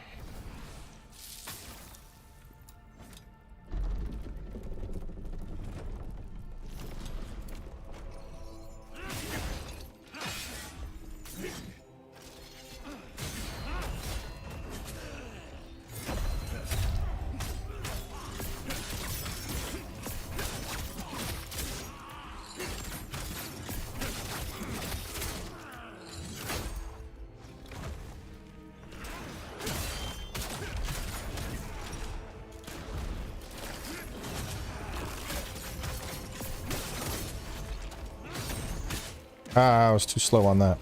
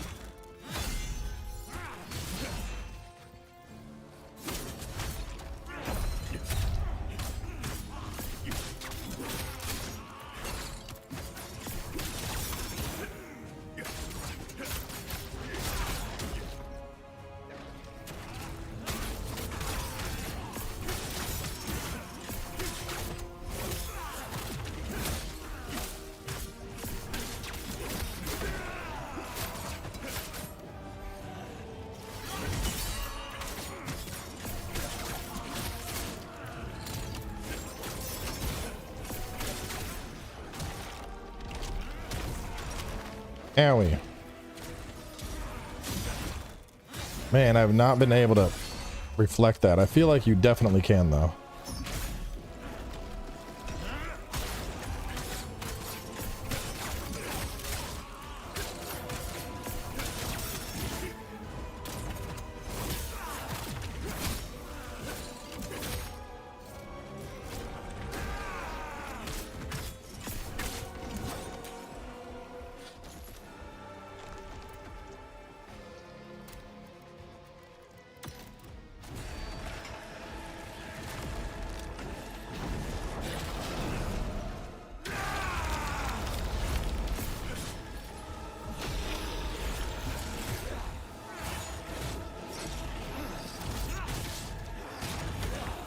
God damn. So phase 2, you need to survive and he'll gradually die. His opening combo is highly aggressive. Just focus on surviving, and then it's more similar to phase 1.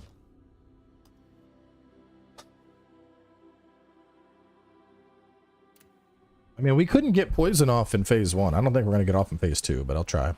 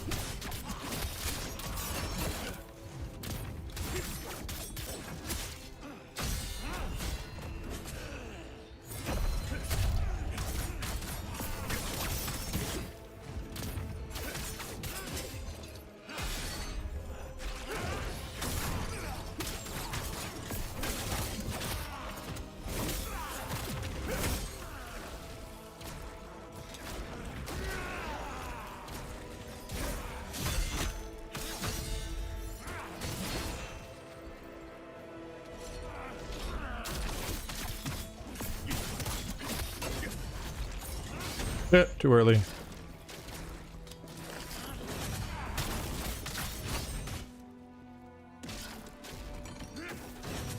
No. Ah, fuck. I hate when he does that one where he like does the sweep grab every time, bro.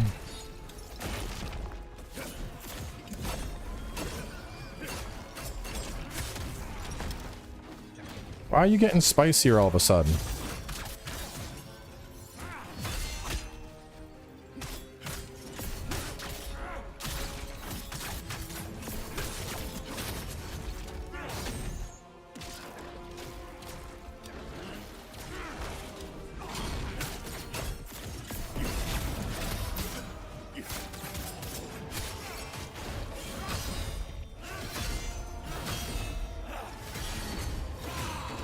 Bro, what the fuck? I'm missing every single burst counter.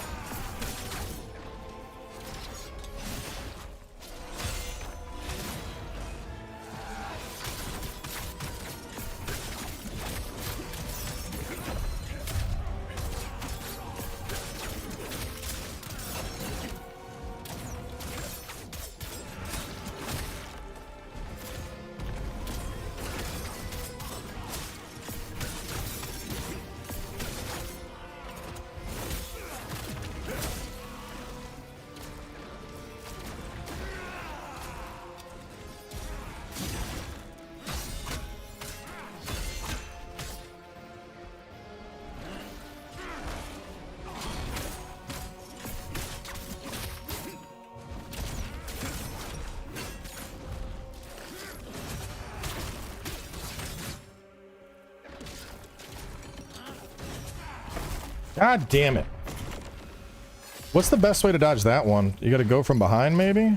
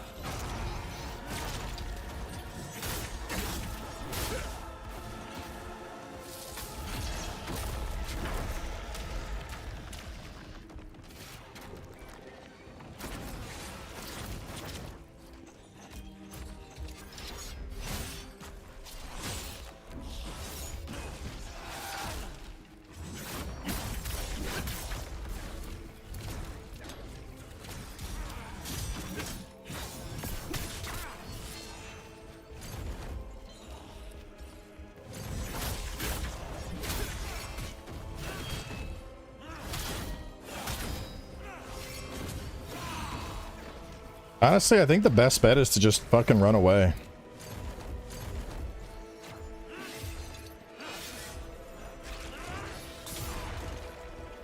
Like, no, no, no, scalpel. No, no, no.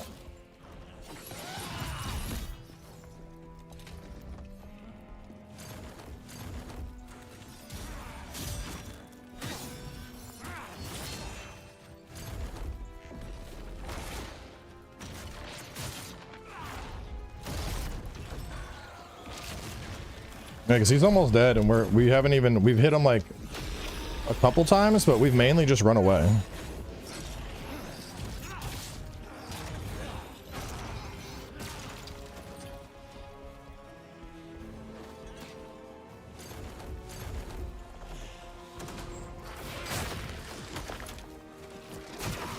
Uh-oh.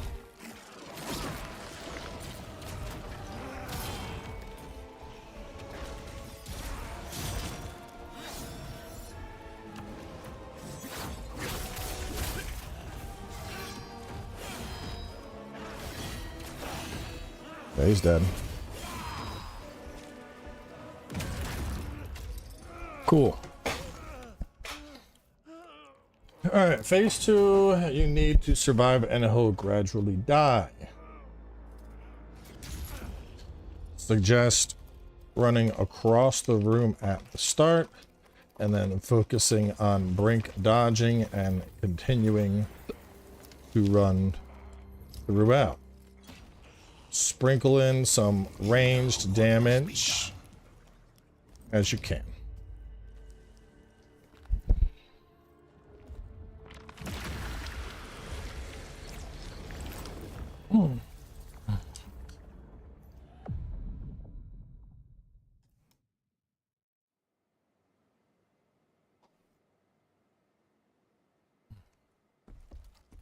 Commander, it was ever over.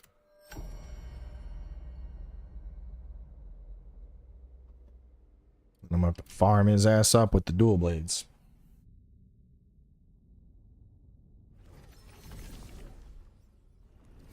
Oh, fuck, hang on, where is this? Check something here. I ordered a cat bed so my cat would stop fighting me for my footrest. I'm supposed to be here today. I'm like, where is this shit? Because he's fighting me right now. He's like, I want to lay here. Oh, now arriving between 5 and 9. Son of a bitch.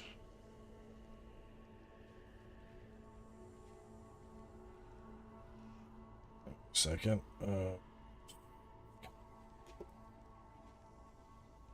Alright.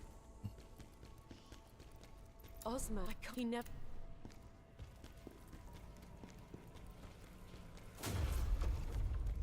Fine. Now you are strong enough. Tell me, what do you require more soul stones to unlock more effects? I mean, the gap closing is more the range.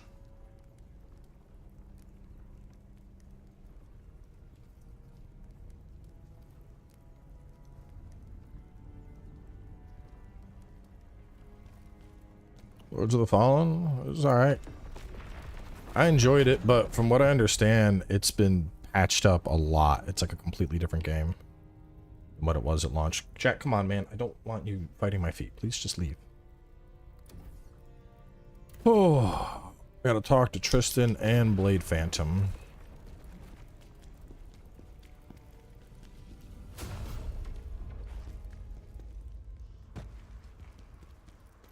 I should have General advise what of them must. What is the hardest thing to balance in life? Being a father and a streamer? I don't know. I've never really found it hard. You just gotta... It's the same as anything else. You need to treat it like a job, and when you're not working, you're not at the computer. You're spending time with your family. And you need to teach your kids that, like, hey, right now I'm working, and then when I'm done, I will spend a bunch of time with you.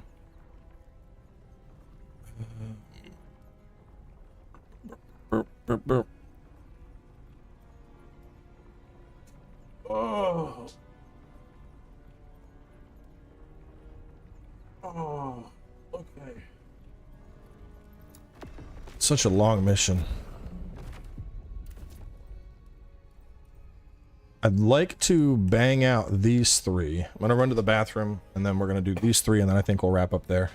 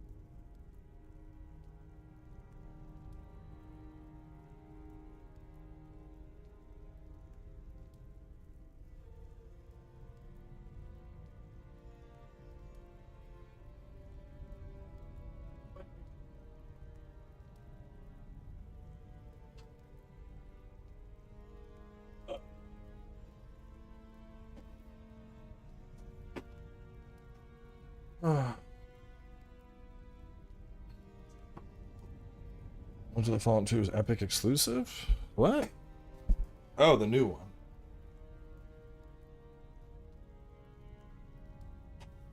Ugh.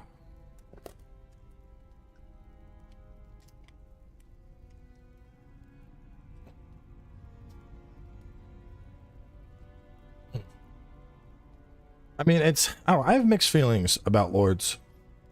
Because, like, when it released, I thought it was a pretty cool Souls-like in its own right. Gave it 4 out of 5. And as time has gone on,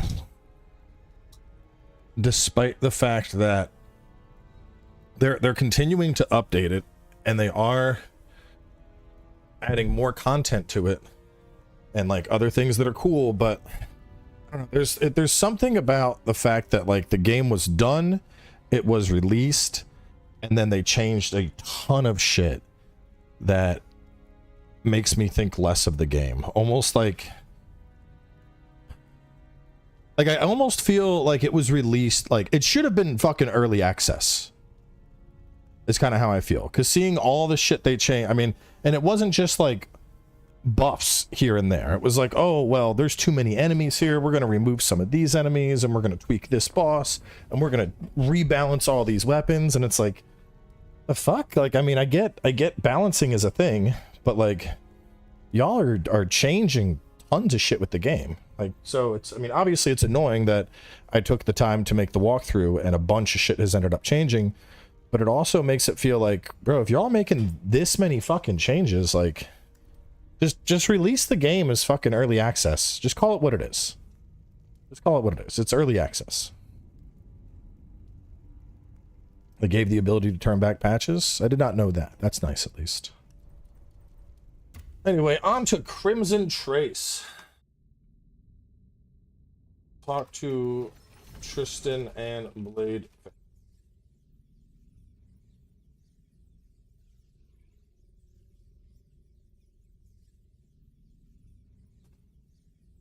But even then, it's like, you know, like I've done that with like when I'm playing mods, for example, I'll be like, oh, this is Convergence 1.06. Which, like, oh, cool, all right, if I want to, you know, if people want to play the same version of Convergence that I played, they know 1.06. But I don't know, it's, I don't know, man. It bothers me. I know this is stupid, but I don't know. I feel like, you know, if I went through all the effort of the Elden Ring walkthrough and then they're like, actually, we're just deleting Caelid and changing it to something else entirely, I'd be like, what the fuck? Like, I would be mad annoyed.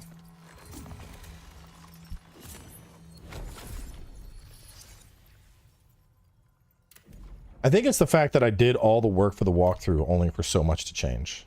I think that just, it irritates me because I feel like it invalidates all the effort I put in. Because if I had known there was going to be that many changes and it was going to be an early access ass game, I would have just not done the walkthrough. I would have, well, yeah, and that, I mean, thankfully, the thing with FromSoft though was when they changed the DLC, it was the day one patch. I got it early enough that I was like, I think I can work through this and have a walkthrough ready for launch. And then the day one patch came and I'm like, oh, everything's fucking changed. All right. Thankfully, I was not that far in, but like, see, that more falls on me because I was like, I'm making a walkthrough on the review version that didn't have the day one patch, and then the day one patch changed a ton of stuff. Lords of the Fallen was, this is the version that everyone is playing it out. Grab loot to the left, grab loot to the right. Soulstone to the left, Nexus, and talk to dude. Devs originally fought against criticism saying they weren't changing their vision and they changed a bunch. Yeah, that too. Wasn't there like a get good tweet at one point and then they like walked it back and changed like half that shit? Damn it, you, what did, well, there was, we wanted, there was us.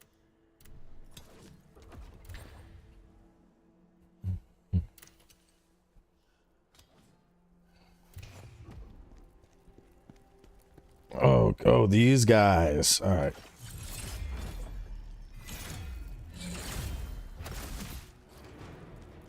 Come here, you ghost-eyed bitch.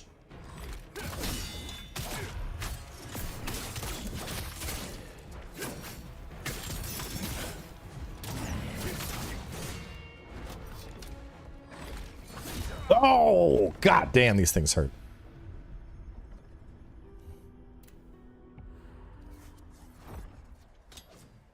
Even the keenest blade cannot pierce the elusive specters. Thanks, game.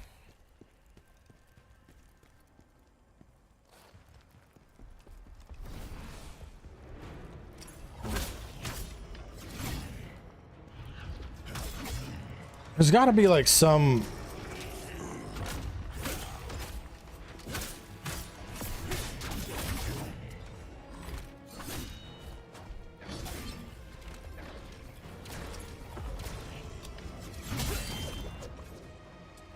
Oh no, you bitch. God damn it. I fucking hate these things so much. Okay.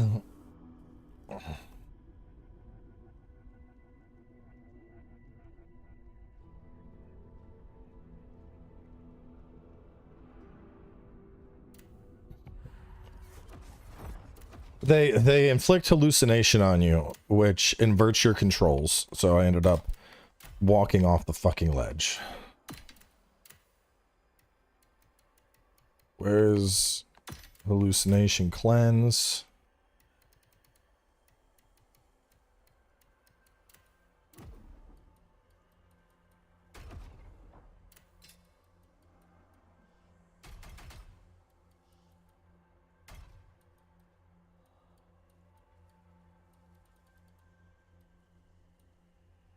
Where are these fuckers?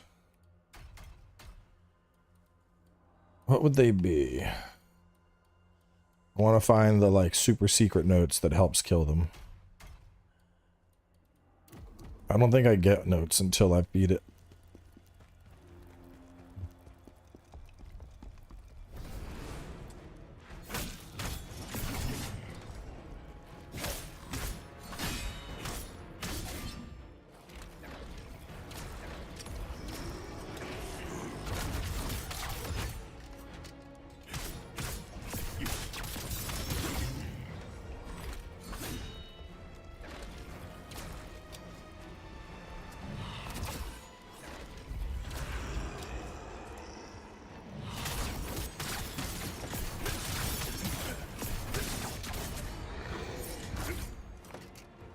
They also hurt a lot.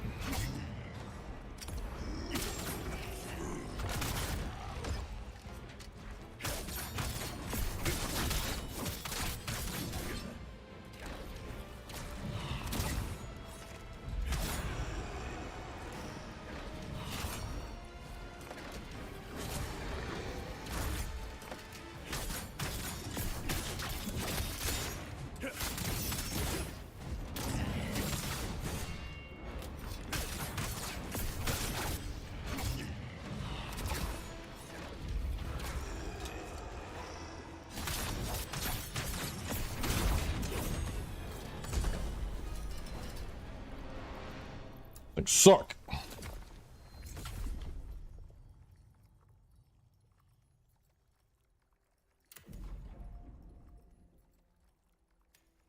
Oh, I wanna, they should be in the, oh, I should get my memories.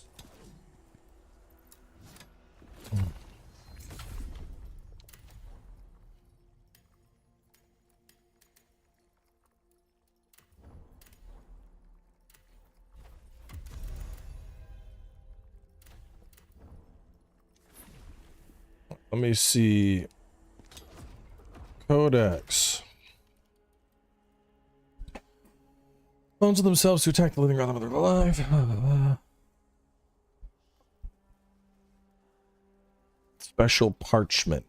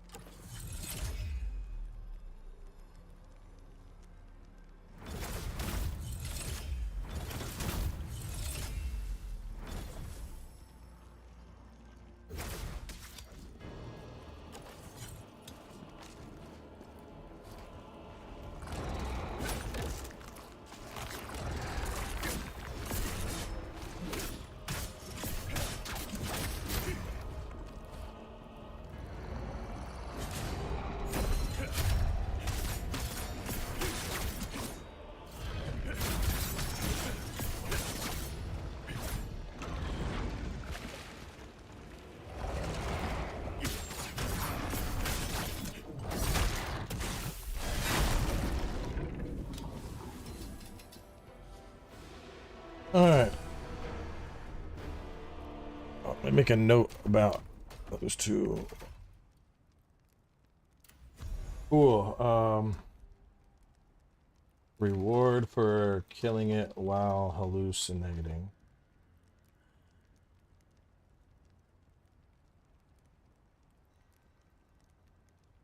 What do they call Devour? Proceed ahead for Prophecy 2.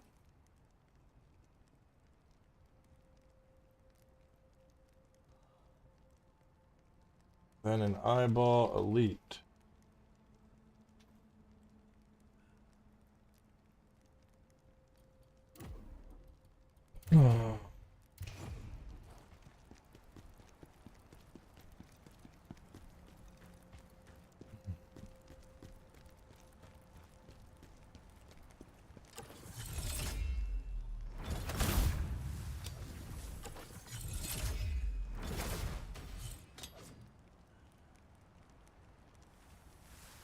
Killing it without healing. Afterwards, get the Soul Tear and the Soul Stone off to the left on a ledge.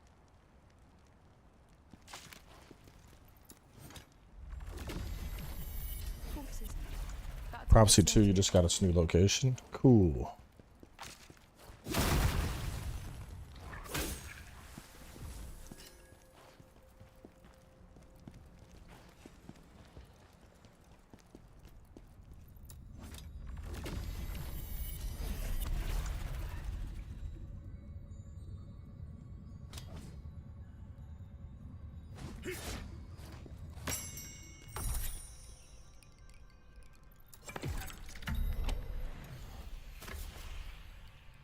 After the next arcways, swing left for a Soul Tear and a Jarling.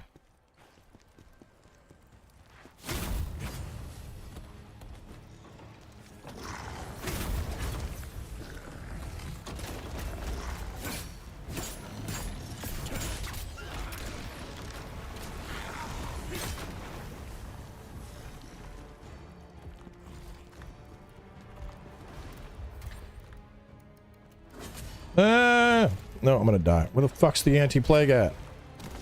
This is why I always keep plague on.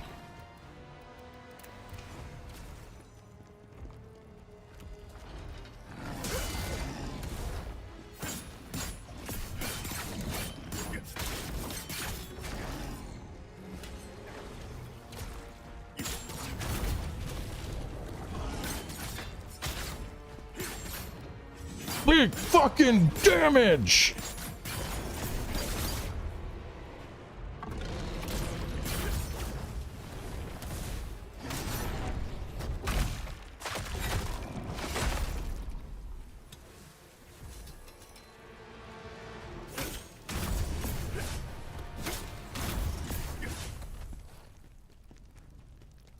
Alright, so then there's a loot, big guy, loot, and nexus.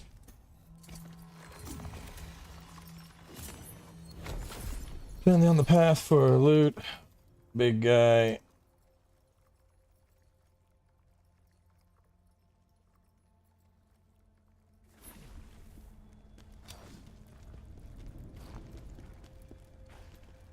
Make sure there's nothing else here.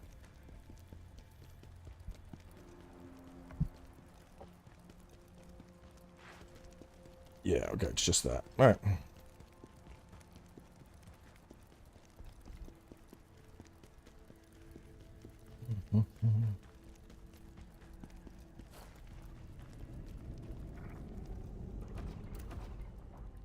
You need to just always be plague. Plague never comes off.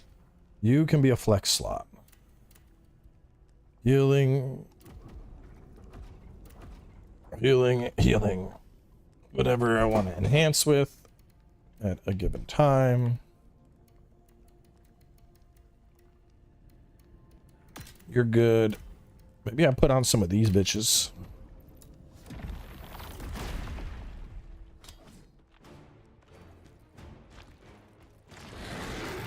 Ow. Rude.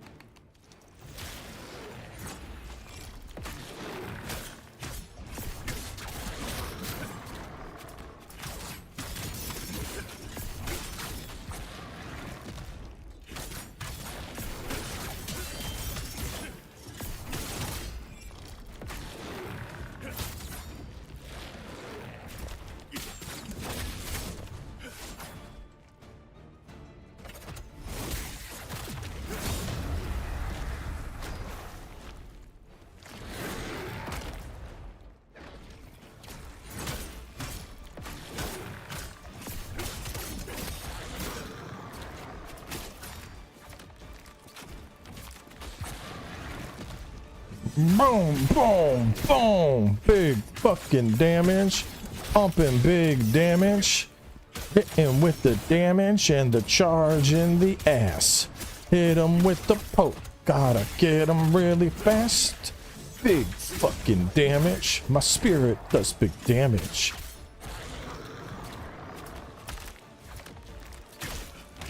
Uh-oh. Uh-oh.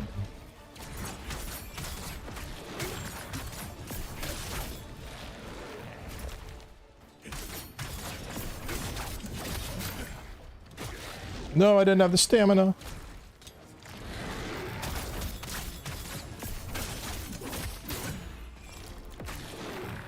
Uh-oh.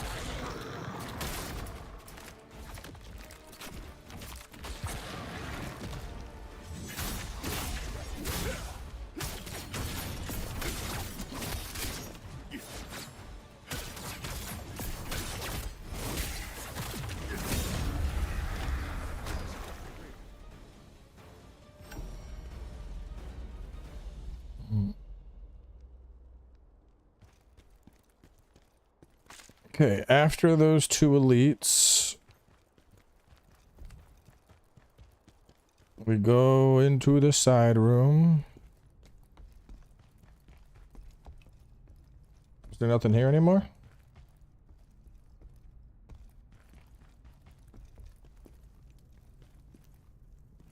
I can't believe I thought I had found this. It's all.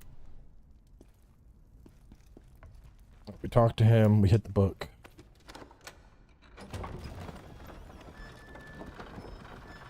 This was a side mission.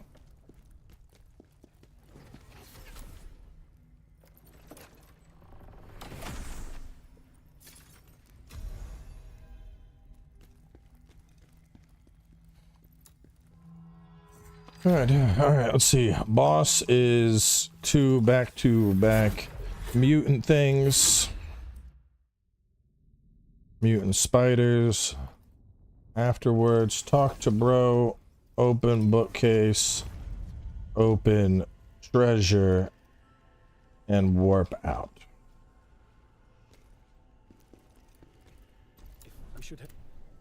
I don't think PvP works here. Personally, I don't even want, I wouldn't want co-op. I feel like this game is like perfectly balanced around me having a challenge. And I feel like if they're adding in an extra person, all of a sudden that challenge is going to be fucky. And I'm like, I don't want that. I got 3 witch tentacles. 1, 2, 3, 4, 5, 6, 7, 8. 8-piece set. Fuck. Up at 114. I gotta get my gear up. So.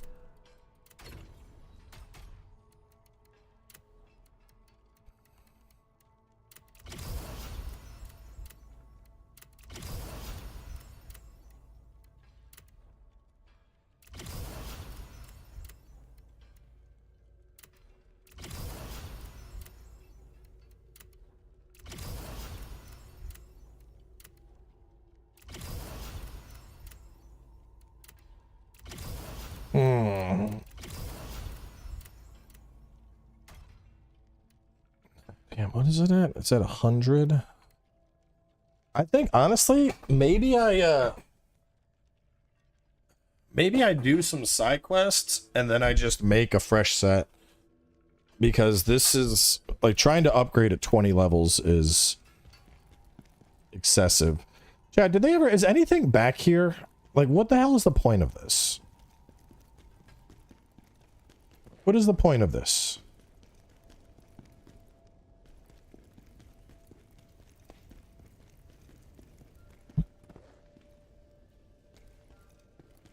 Like, does DLC come into play? Yeah, like what is this for?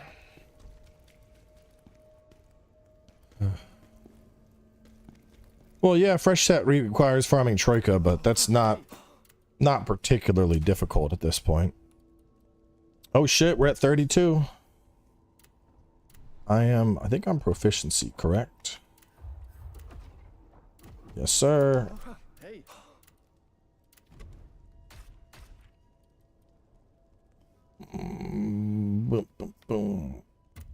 Mitten jar, baby.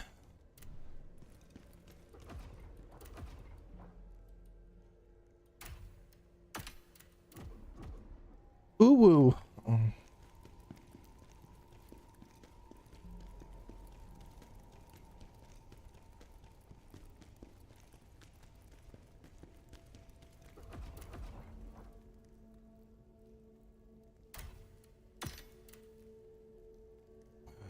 I'd be giving up. I'd be sacrificing. Well, there's only, the only reason to use this would be if I'm going to sacrifice Tides of Fury, which I'm not using it. Do I have the range set yet?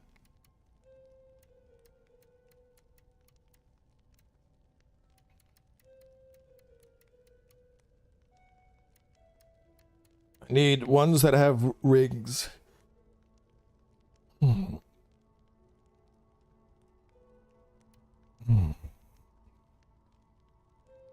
I could get charged attack and guard stamina. Meh. Wind Piercer ain't helping. I don't have the one I want. I want the one that's like range damage up even more.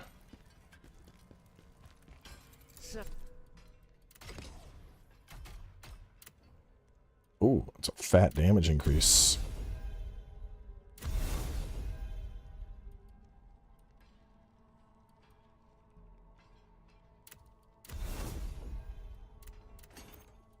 No, I don't want Potent Blow 10. I'm not really, we're not Potent Blowing enough.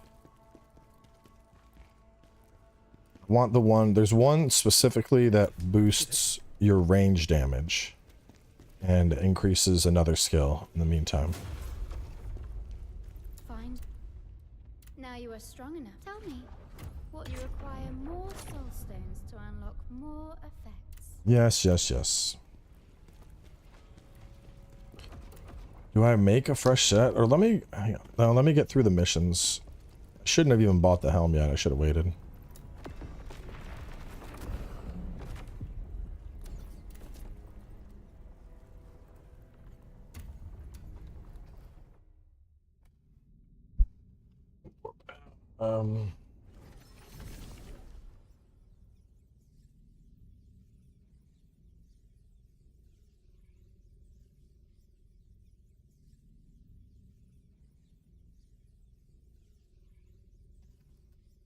Because that's going to be a big point for dual wield. Because dual wield, I can pick up the piercer set. General, the brother, the court, Super Commander, if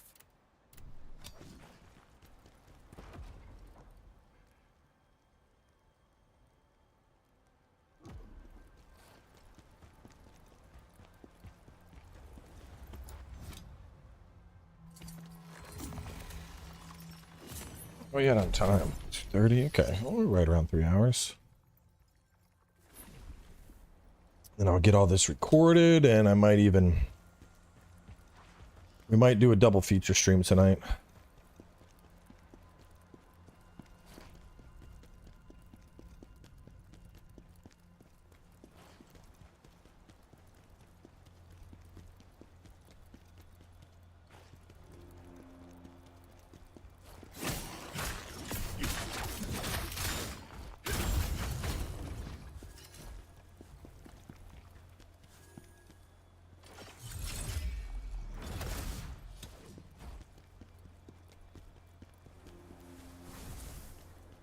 More walkthrough prep. I want to get the walkthrough done so I can focus on the next thing.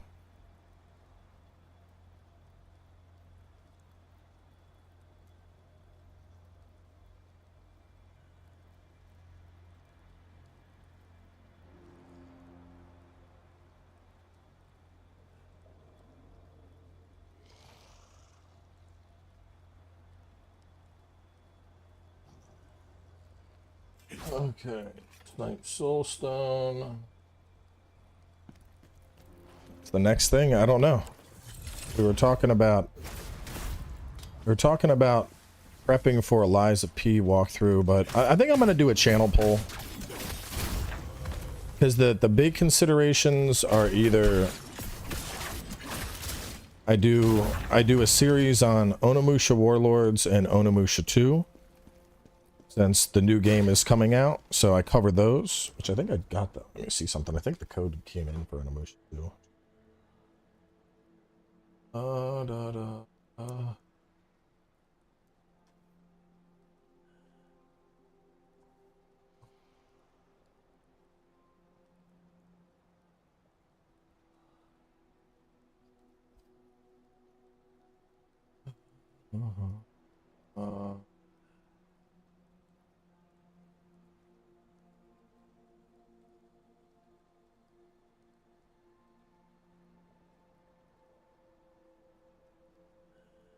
This.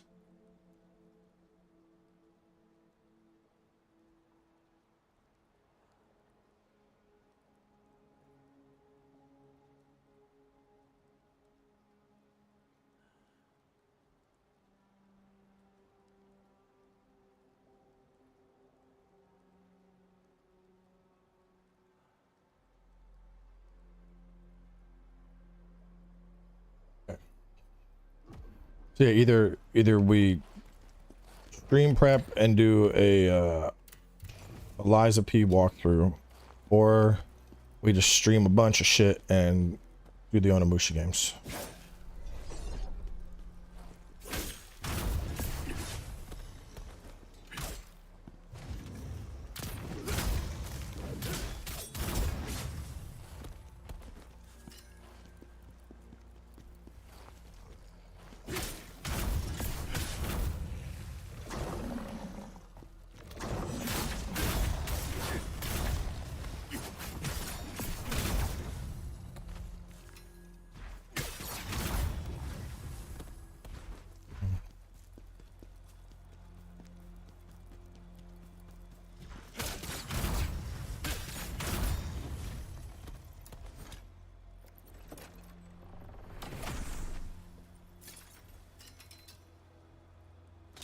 Temple Knight Spear? Is that the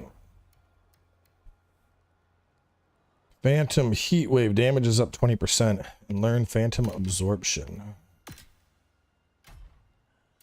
So if I do that, I'm losing. I still have Eagle Wind.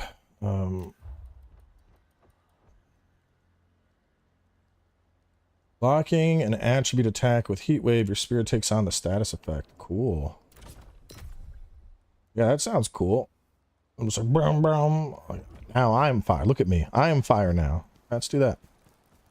I like that. Snipe Soulstone.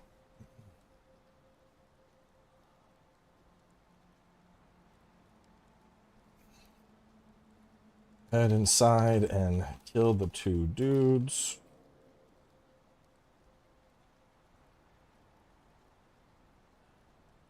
Kill Plagueis and get chest in corner. About revisiting Bloodborne? I just revisited Bloodborne. We literally did every Souls game back to back less than like 3 months ago. So no, I will be doing no revisits of any of them in the near future.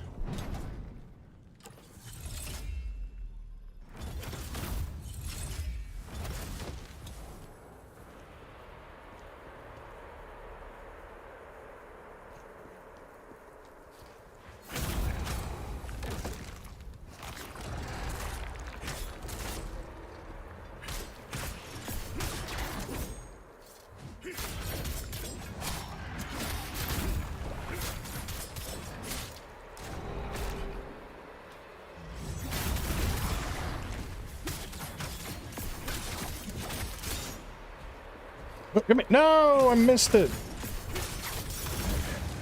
I'm still done.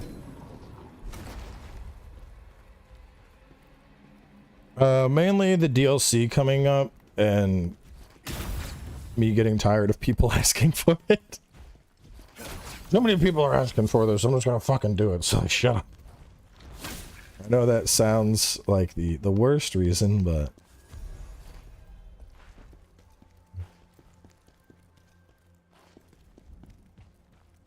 Tired of people asking me for this. A disgruntled parent. Here, take your fucking donut. Shut up. Head inside.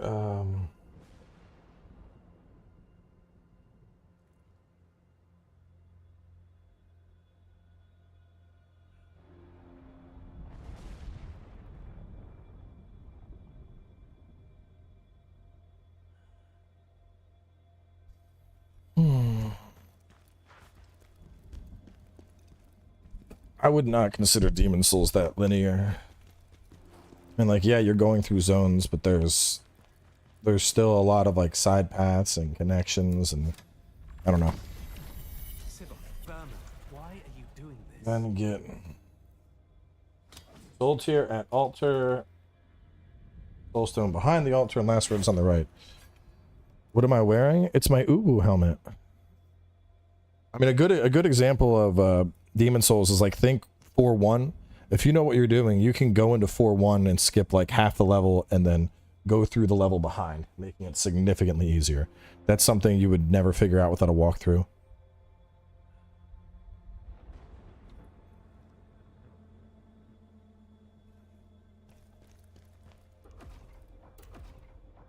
It's the smitten head.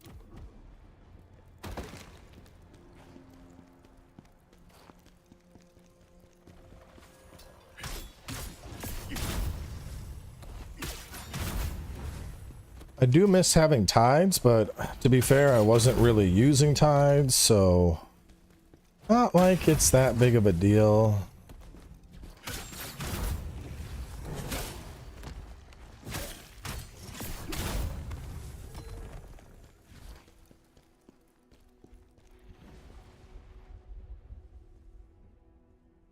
Next room clear, plagueys,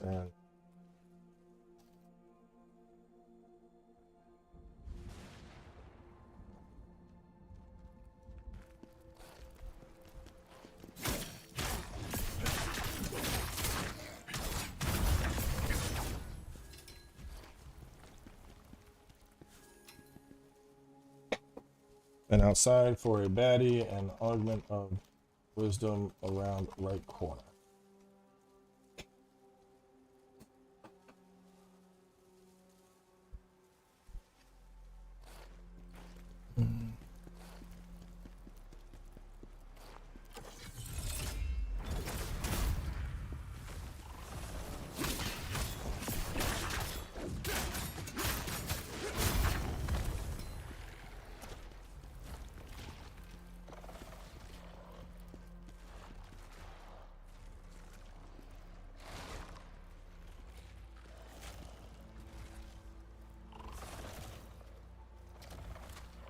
Kisses.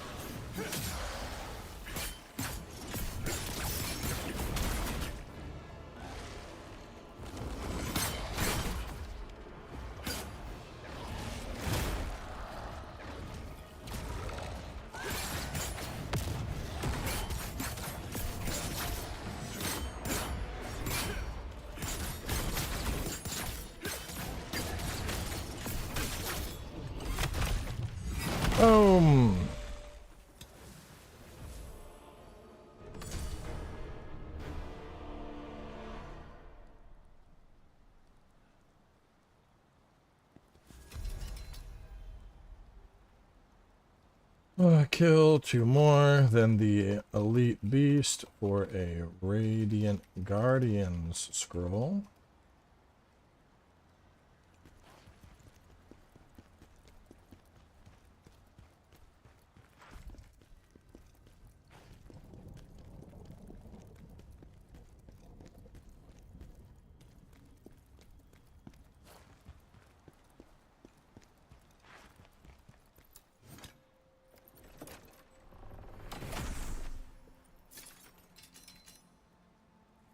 Get a chest, bloodied records, and a shortcut.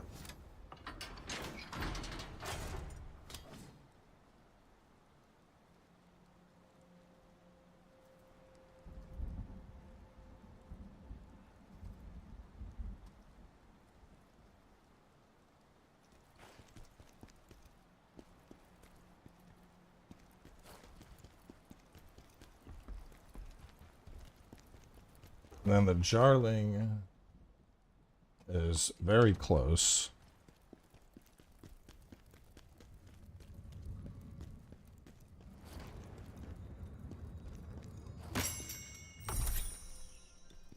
Favorite boss is probably the final one.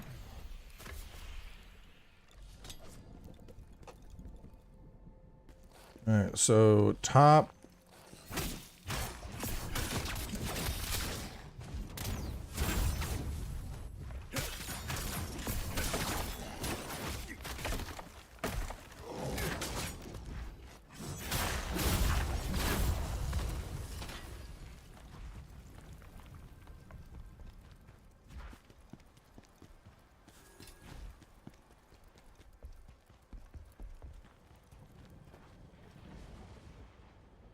Up the stairs for a jarling.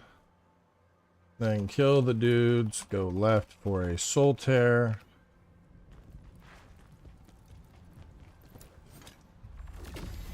Then right for ring.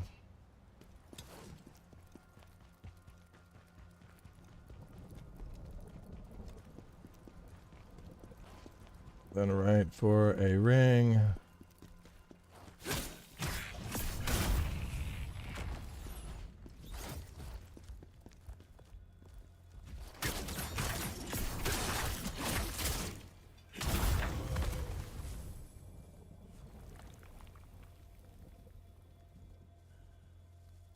Upstairs for a giant, kill the dudes, go left for a soul tier, then right for a ring and 2 more. Okay. You said you post that weapon on Discord? What weapon? Weapon I'm using?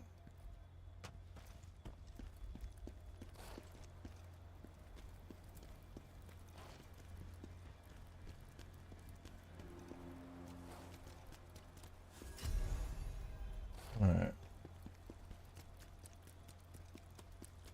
You reach the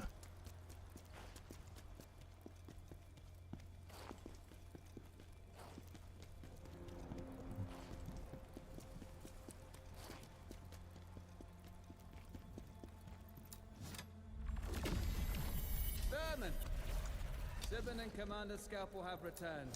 Lower the bridge. Alright, when you reach the fountain area, grab the blood thirsty fiend scroll, then head to get the soul tier and lower the drawbridge.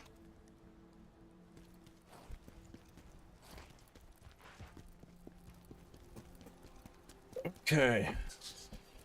Oh boy.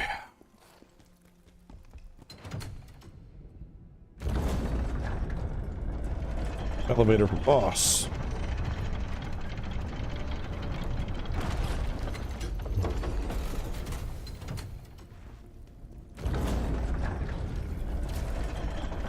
Isn't it just like 2 corrupt mages?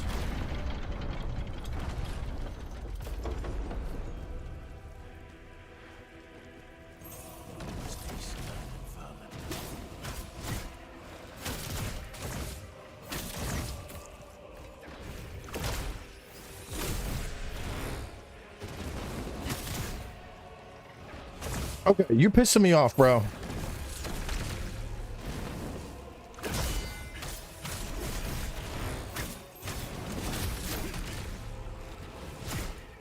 Bruh. Oh my god. Yo.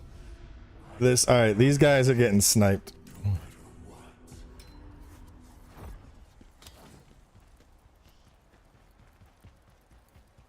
I stream on Twitch and I stream on YouTube. The stream on YouTube is 1440p. What do you think of the PS Portal? It's nice if you want to like just sit around your house playing PlayStation. I wouldn't consider it like a proper on the go form factor.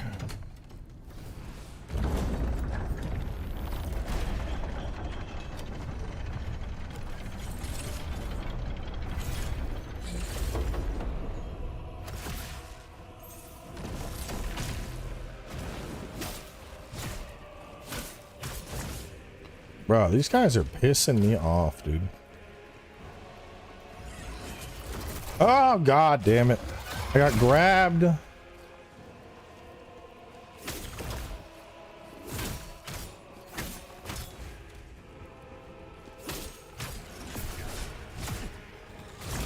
Bro. See, I'd be worried about having a portal around kids. Because I know I set that shit down on the couch, it's probably not going to survive.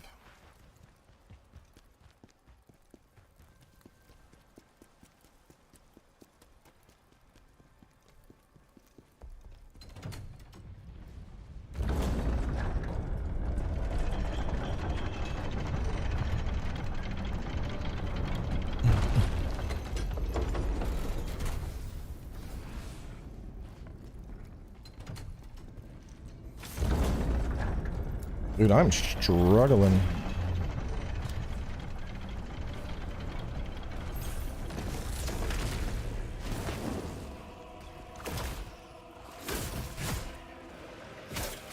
What the fuck, bro? Bro, stop! Oh my god! Yo, these guys are balls.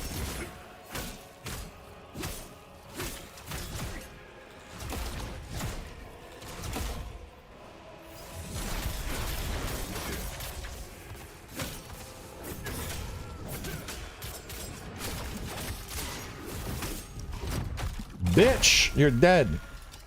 And now you, Skippy.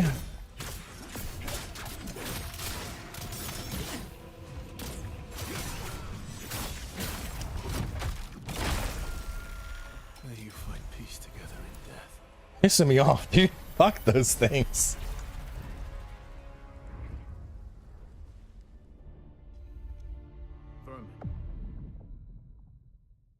Yeah, we're not gonna die.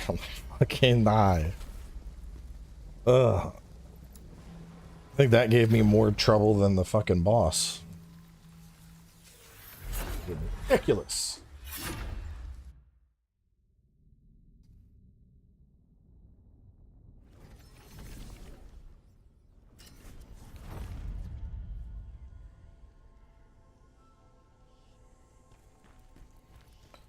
Okay.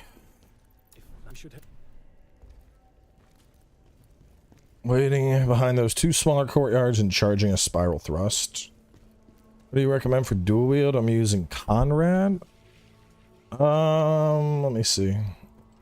It's been a while since I've looked at phantoms.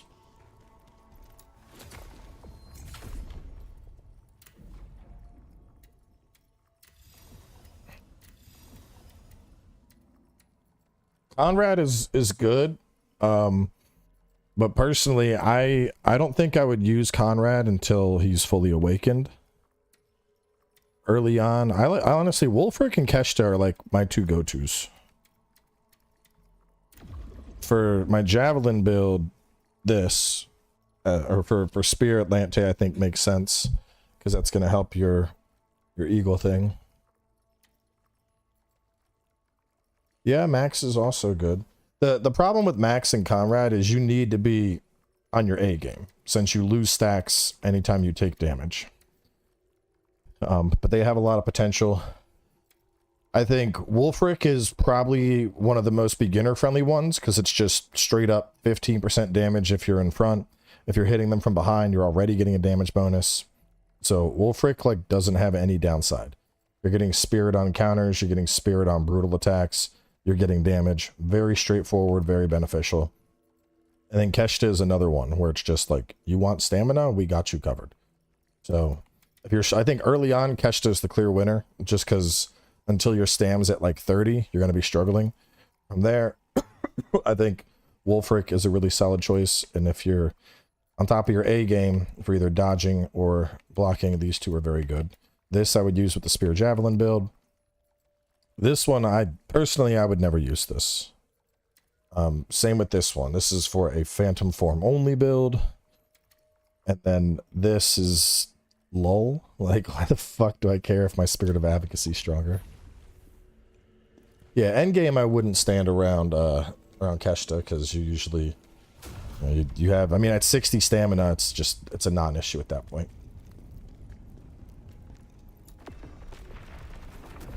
Okay. Oh, Transcendental Sword. We get the other... I think I got enough for a thingy, don't I? No, I don't. Are you gonna go for the platinum? I mean, I'm gonna get the platinum here and in the walkthrough.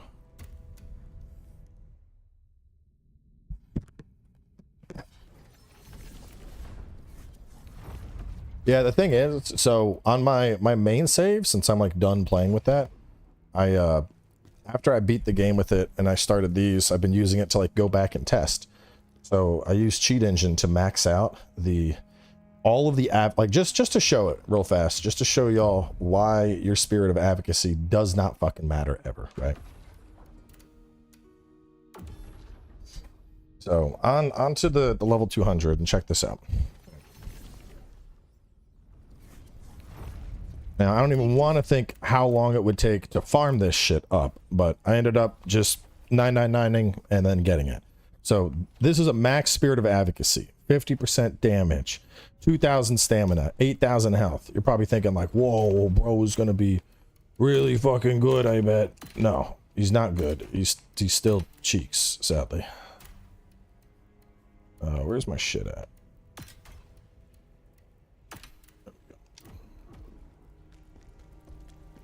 And I'm not even gonna fight. I'm just gonna go into the Ozma fight with the spirit of advocacy so you can see the lack of efficiency. They are really just not that good.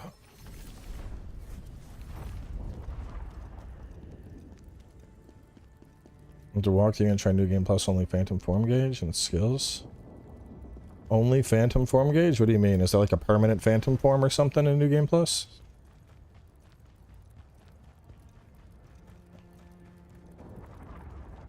Alright, so this is a maxed spirit, by the way. Khazan, why do you insist on fighting me? Get him, buddy. The real enemy is humanity. Ozma, look at how you've changed and what you've become.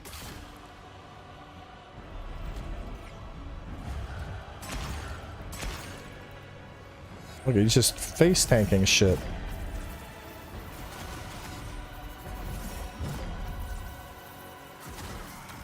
Oh, he died. Ah, fully leveled up one, bro.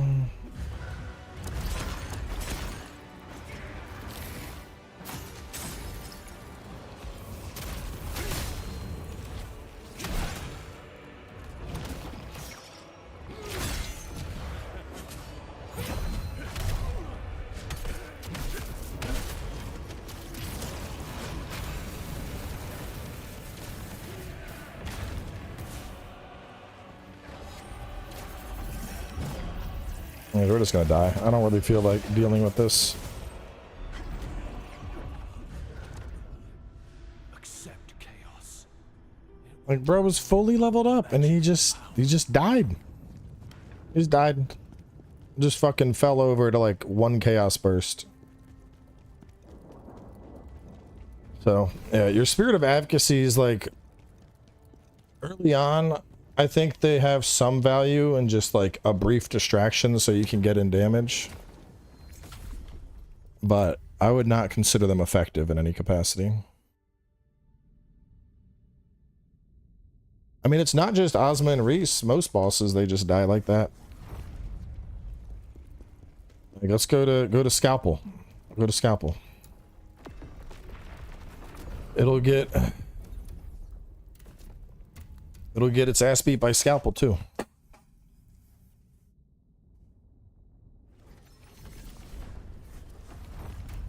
I need to, somebody said this actually, they said that's supposed to be a 20% damage boost. I don't think it's 20%. I need to test that myself. I'm going to die here defending this crappy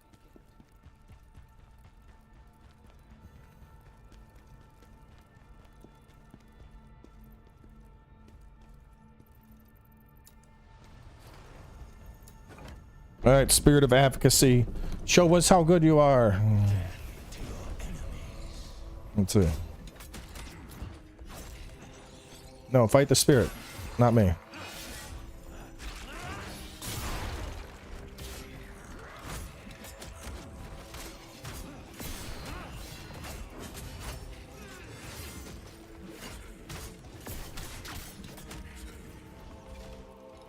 Like, bro's only getting in damage when Scalpel is looking at me.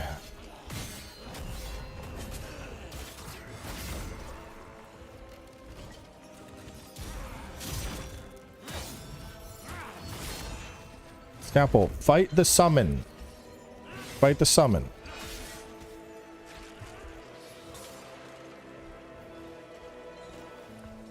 Oh, it teleported him over to me.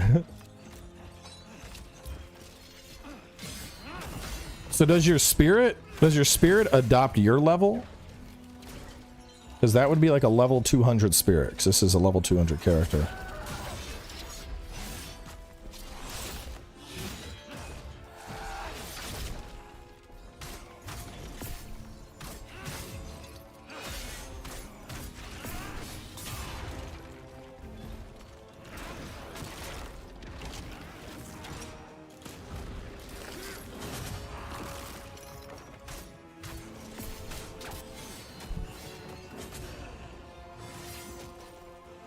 I mean, the spirit one's doing pretty good.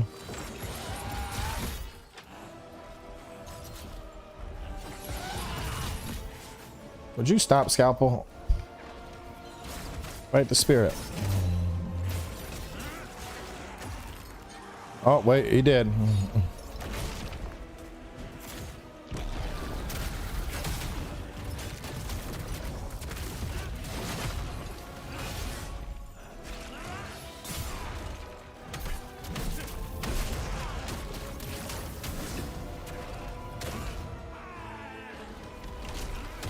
Ow. Bro, you better stop this shit.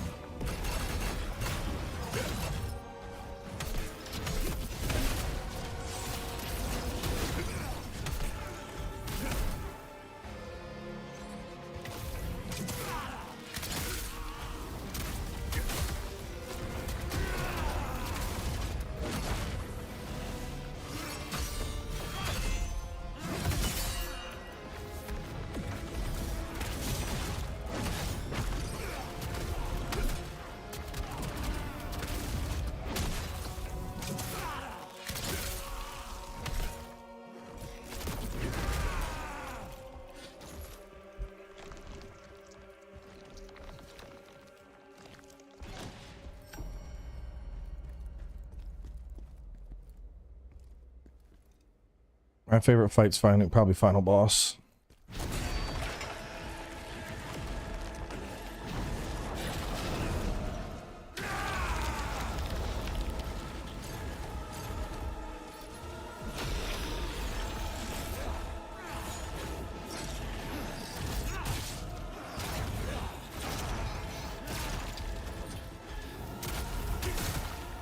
Blah, blah, blah, blah, blah.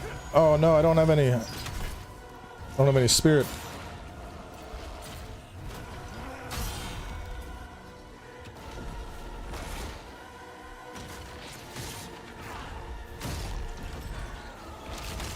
Ow, stop that.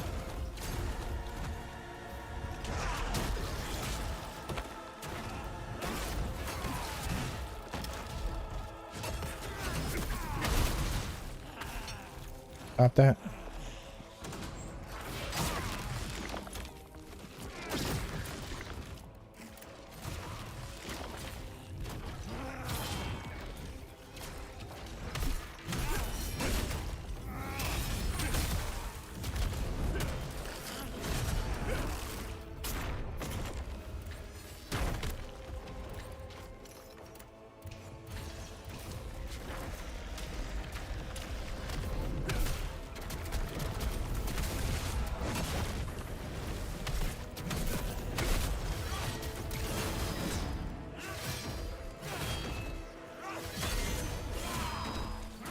Would you stop? I'm trying to heal.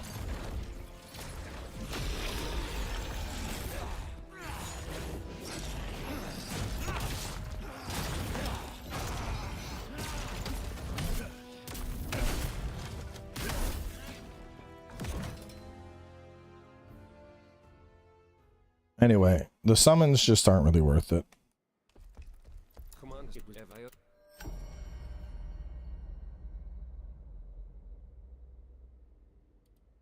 I want to test this. Somebody said 20%.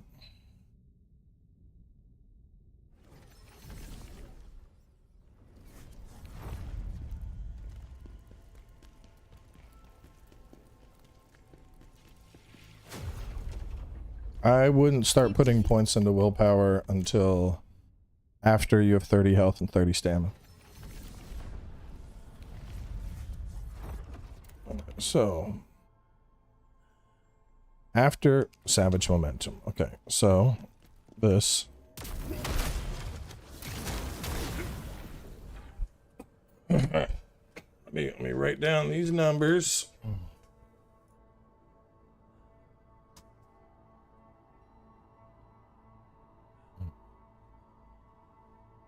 Yeah, write them down. Write them down. See, Savage. So we did 8120 with the Savage. And then 2464 and 11945.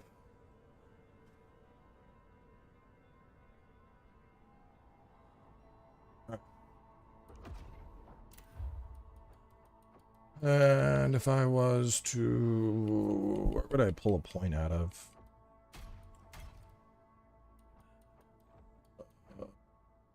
Stop for now.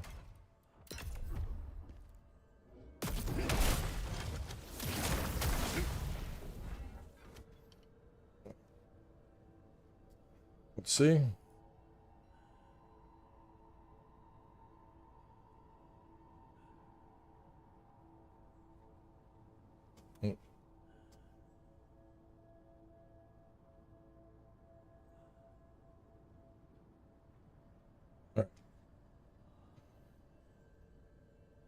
We're doing boom. It's the same. Boom, boom. 2957, 14, 334, I think.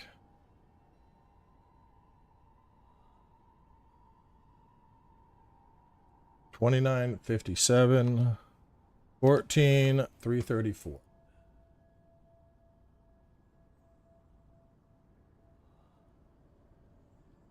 Yeah, it's exactly 20% across the board.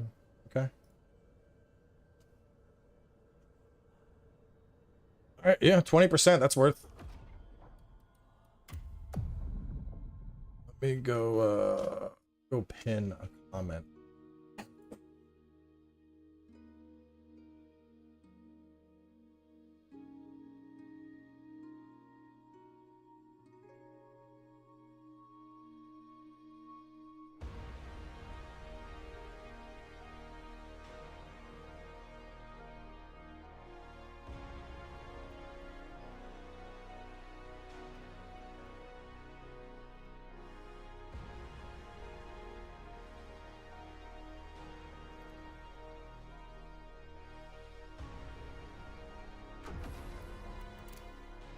Where's Spearman at? This one.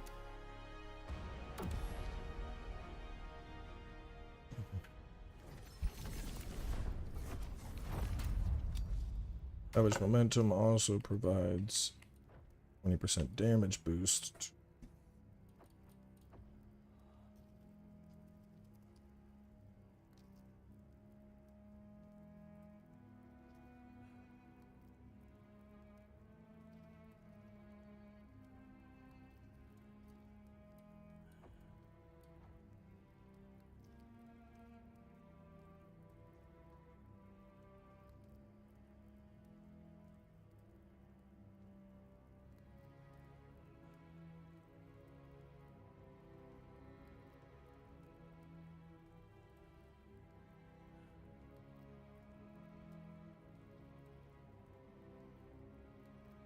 Cool.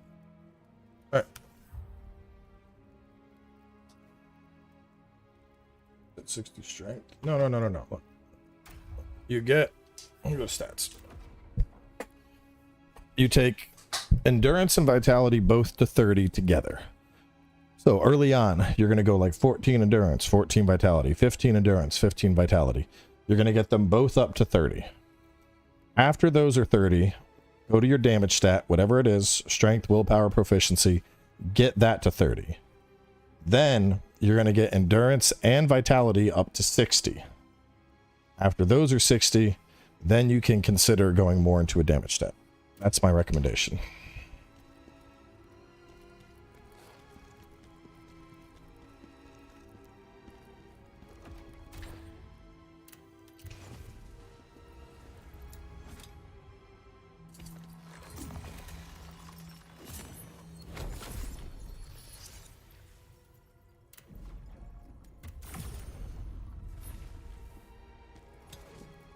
you again. You've got tasted all of now. Okay, proceed ahead and swing right for the Nexus and dude.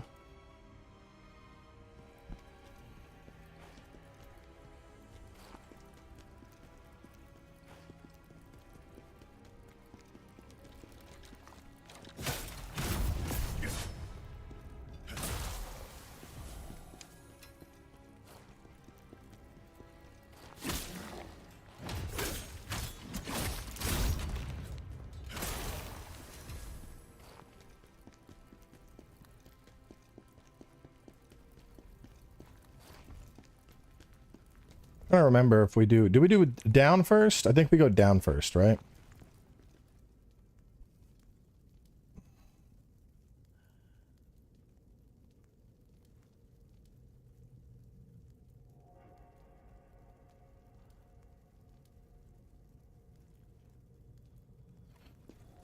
Afterwards, head downstairs.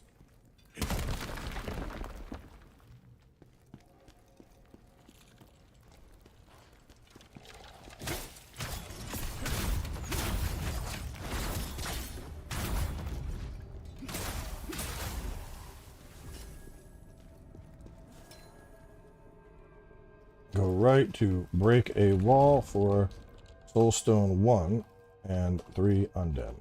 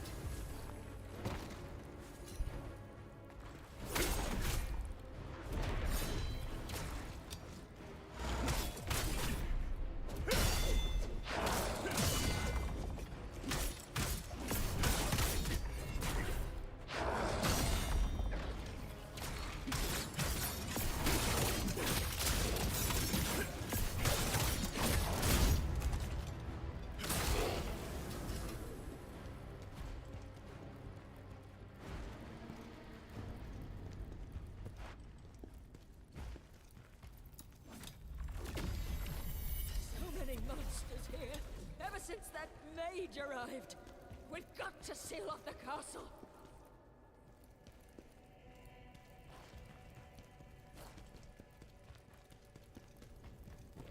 You went up first, you can snipe both bridges down from the Lacrima spot.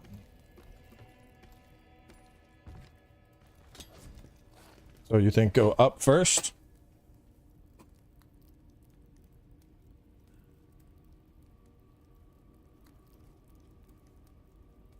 Afterwards, head downstairs. Archer was, and go right to break a wall for Soulstone 1 and 3 undead. Drop to kill 3 more undead, then kill the greatsword undead.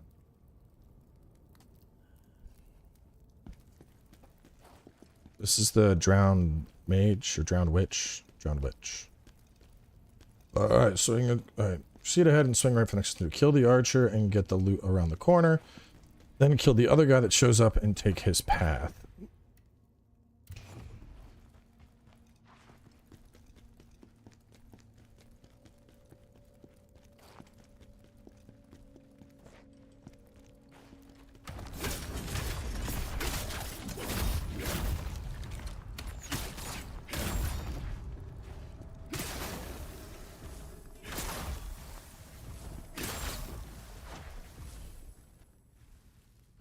Avoid the floor plate and rush ahead for a stealthy and 2 more undead. No,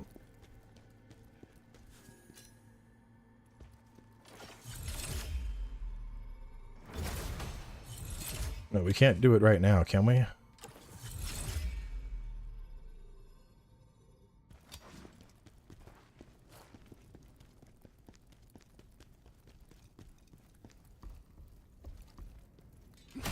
We gotta hit the chains. For the great sword undead. Watch out for the ground plate and hit the chain on the bridge to get the lacrima.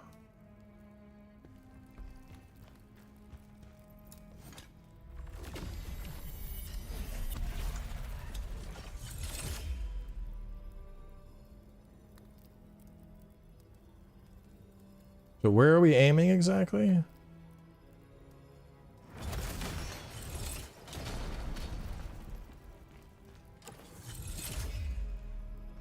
There we go. Watch out for the ground plate and hit the chain on the bridge to get the lacrima.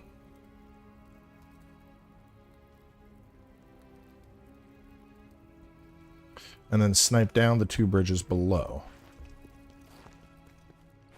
This is death. Alright, afterwards, you're going to go right for some loot on the ledge and then take the ladder down.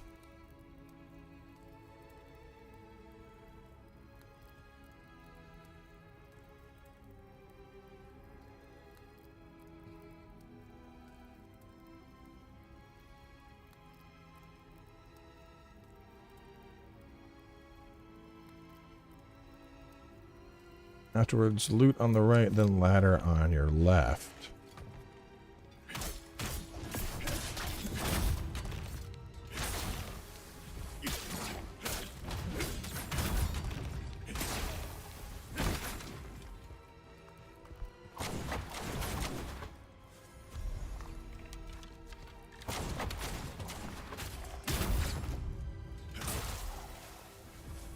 Kill the 2 undead, get the ghost twin blade, then kill Archer.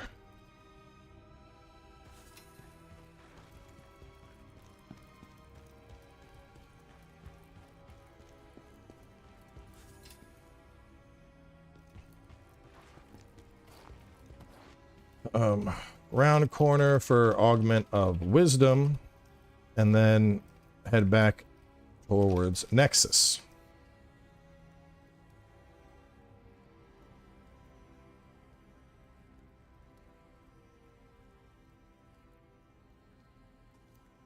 Kill the 2 undead, get the ghost twin blade, then kill Archer on the corner from the head. Excellent. Alright.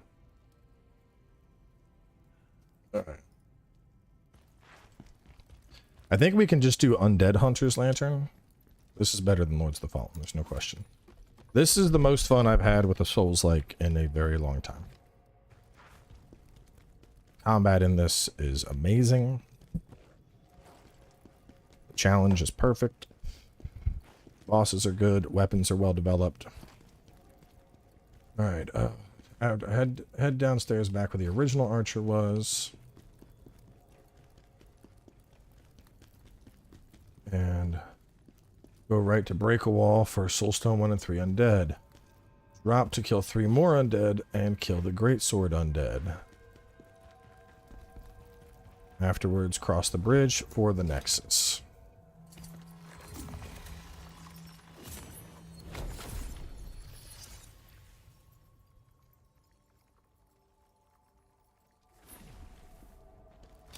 How did you lose the sword? We go through there, but first, isn't there something else here? Many years ago, in the Netherworld, we lost. To stop the sword being taken, we sent it to the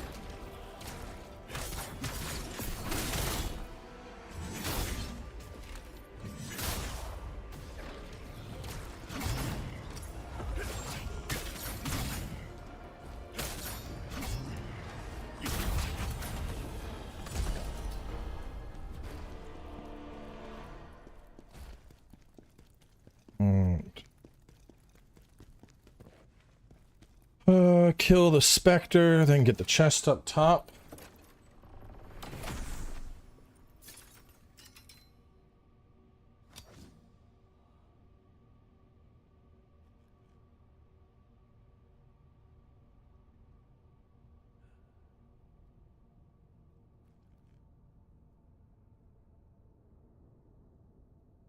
So we kill the Spectre and get the chest that's up top. Missed a hidden door? I don't think we did yet. Oh no, we did. Ah. That's the one I missed in my playthrough too. Derp derp derp. Fuck, and I even have on the goddamn thing and it didn't flash enough. Kill the Spectre, then go through false wall on the right. For Black Moon Rose, was that 3?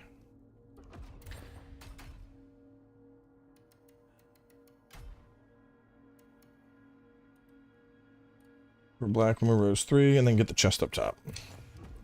Play Duskborn? Maybe. You'll have to find out. Wait and see.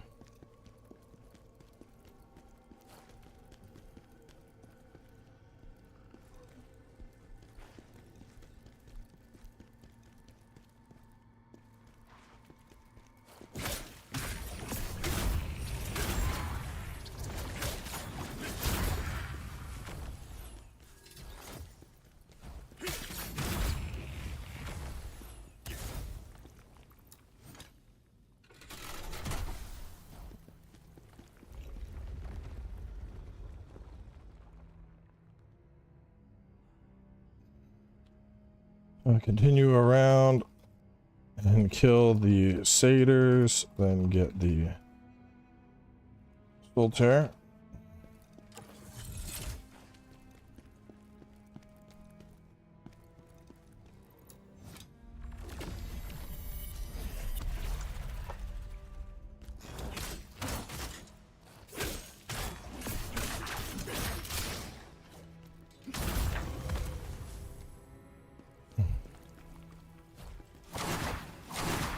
Damn it. Alright, so I gotta watch out for the floor plate and then open the gate.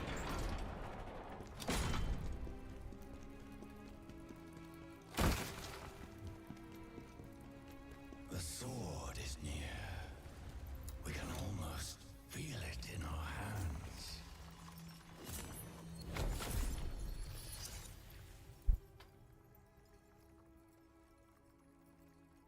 Kill the dude.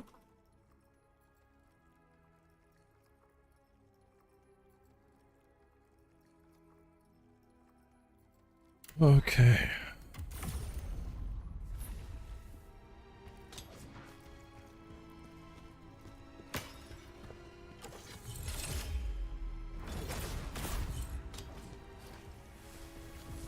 I remember this being a little fucky.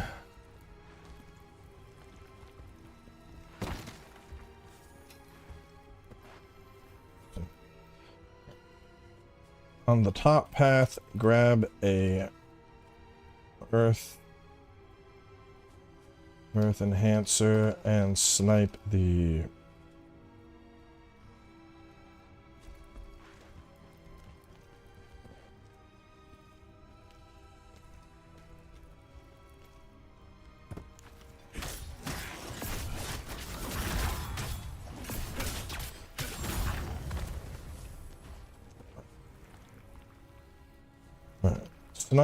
snipe the satyr, then take the top path for an earth enhancer.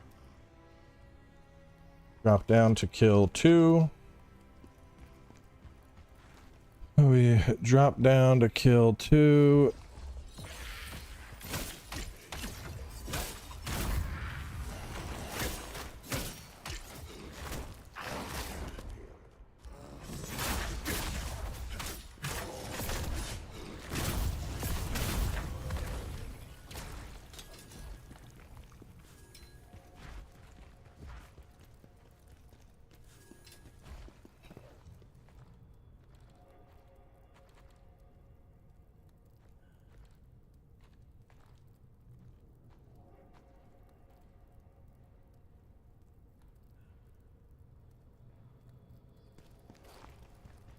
I'm trying to remember. I know there's you need to do like multiple drop downs. I think we can drop from this and work our way all the way around though. Can't we?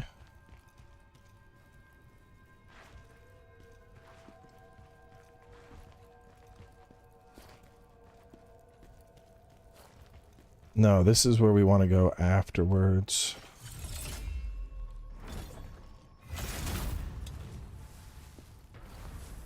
I don't want to do this just yet.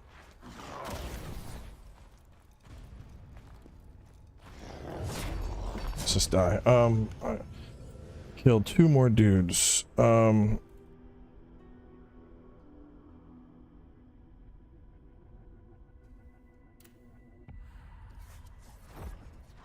No, wait, so I want to go up top.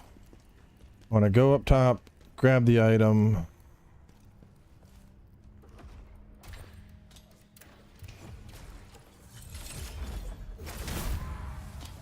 I snipe the satyr. I drop down.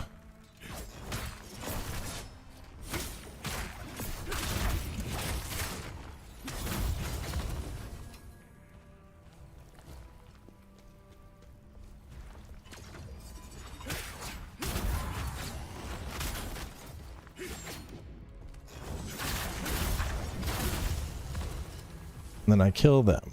After killing them, we drop right here, I believe it is. Yeah, we drop.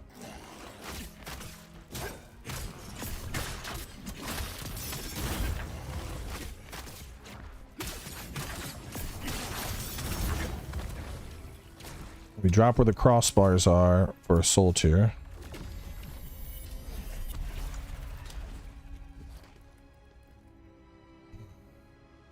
Drop down at the wooden cross beams for 2 dudes and a soul tier. Open the gate.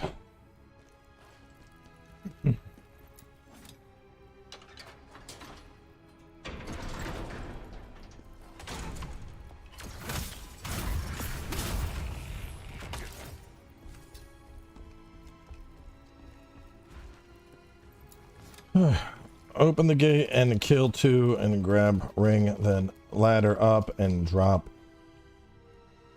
in the back room where 2 uglies were.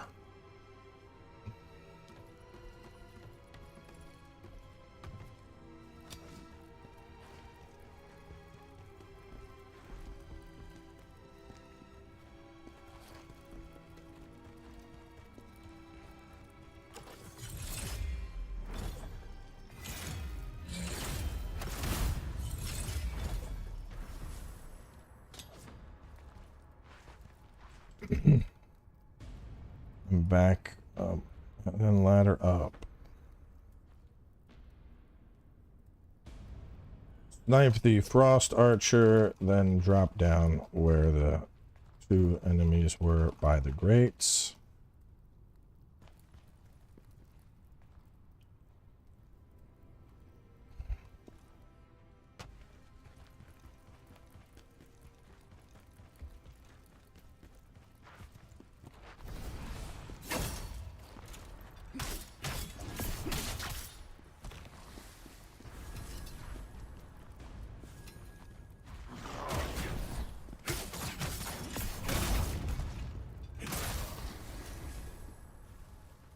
Kill the shield guy and then a second shield guy in the doorway.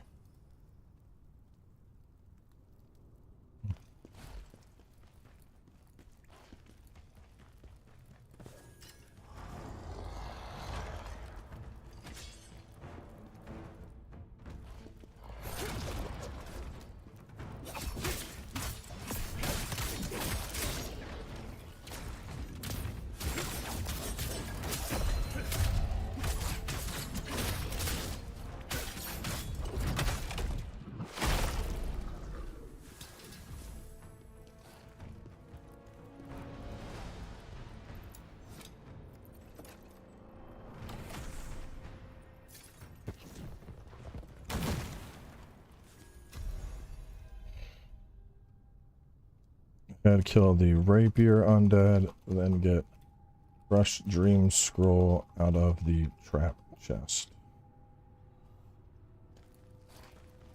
Okay.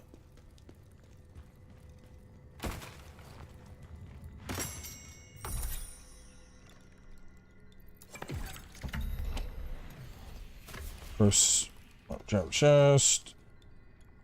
Proceed ahead and avoid floor plate. Darling in the back corner.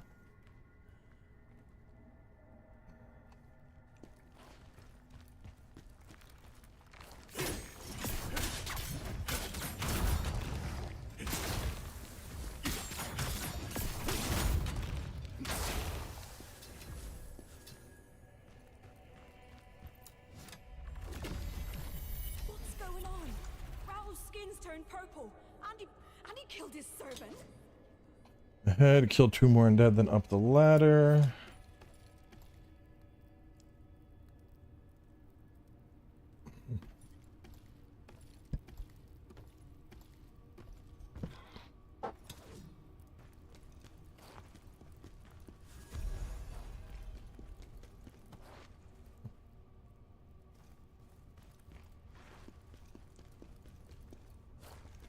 Some more conquest.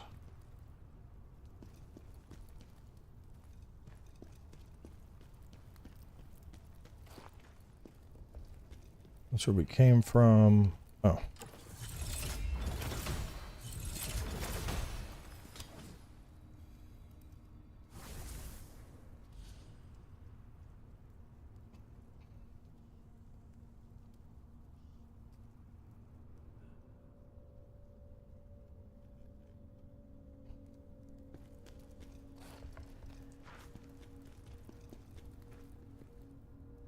Alright, proceed ahead, avoid floor plate, draw in back corner, kill 2 more undead, then up the ladder, grab Hismar Conquest, and snipe the soul stone once you're on the bridge.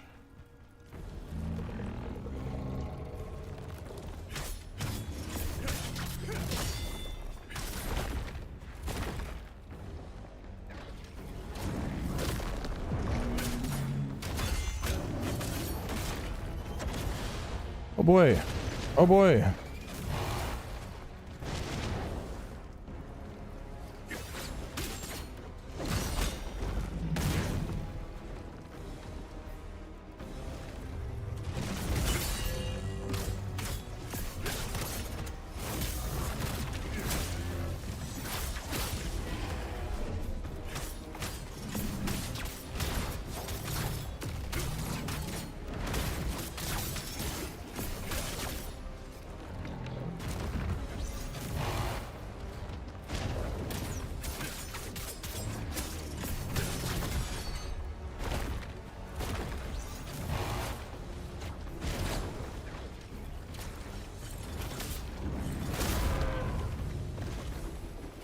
Man, I hate those things. I think you pretty much have to reflect those things to kill them. Fight the golem.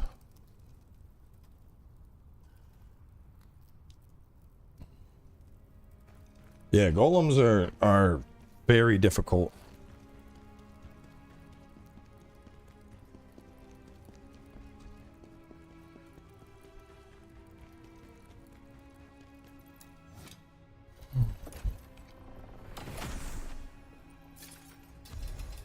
And follow the path around left for a ghost hilt in a chest.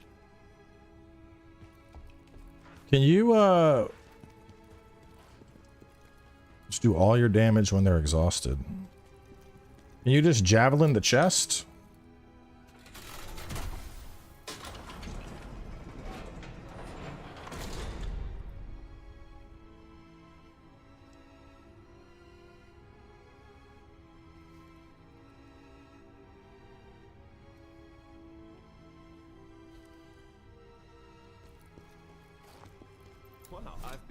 If you make I kind of want to fight the golem again because I mean the thing is the golem has a really slow windup. I think they might be reflection bait.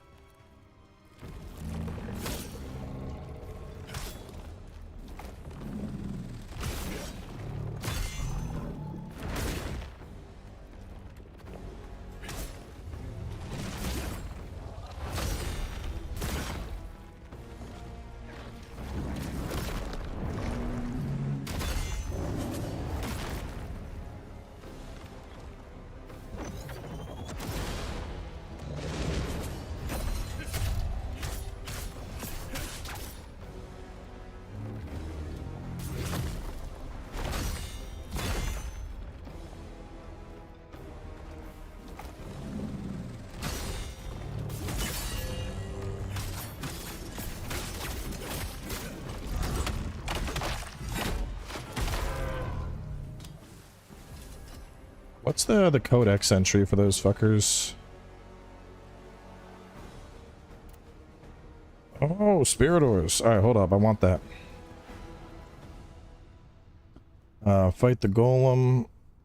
Need to pump damage while they're exhausting. Reflecting / counters is the best way to kill these.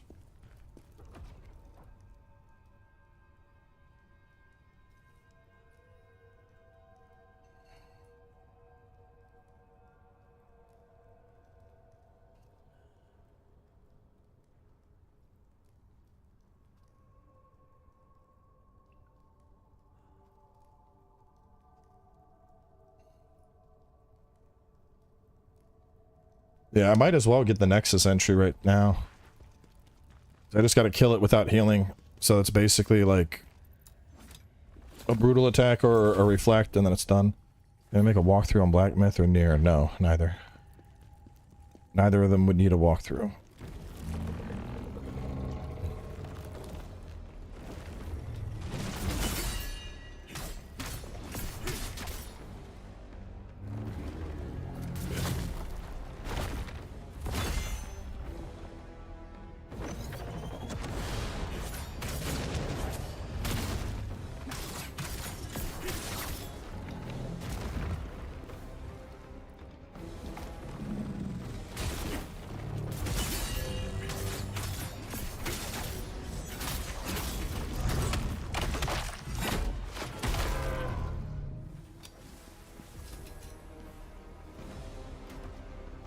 What?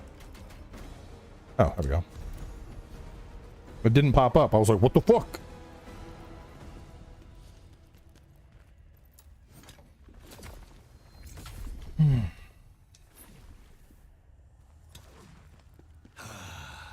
Finally, a transcendental sword. Big damage.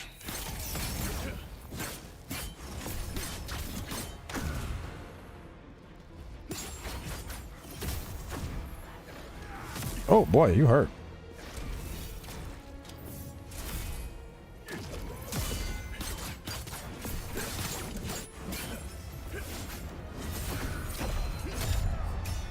Bitch! Ah, get speared. Eat a dick, Raoul. It's my sword now.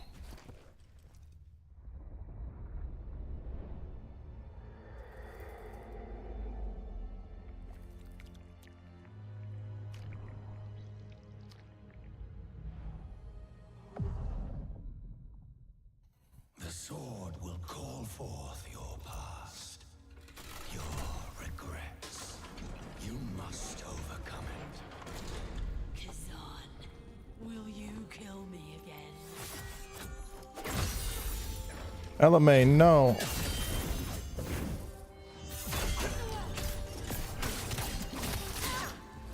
Elamane, I'll always remember the sweet back shots I gave you.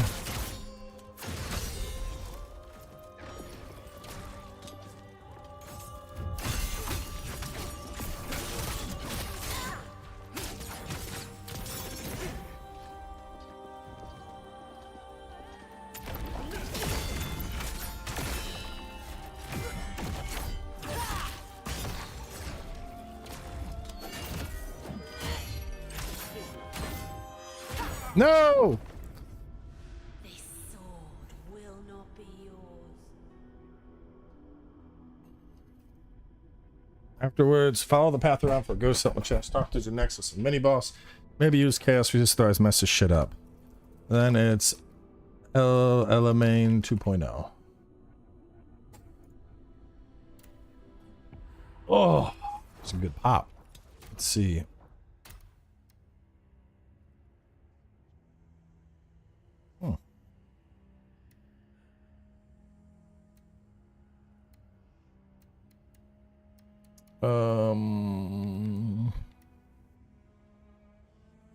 Oh, I should make the greatsword one. That's the good shit. What do I need? I need lightning resist for her.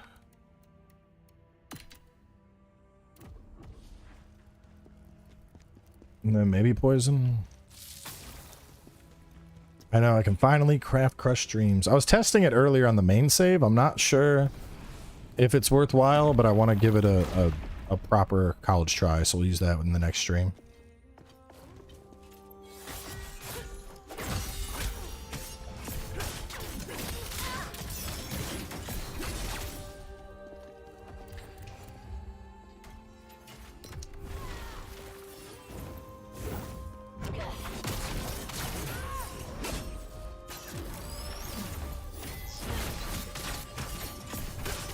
Back shot! Back shot! Oh, Khazan! Oh! Oh!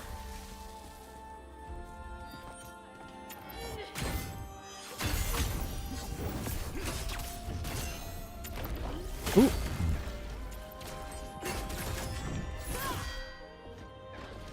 She do hurt though.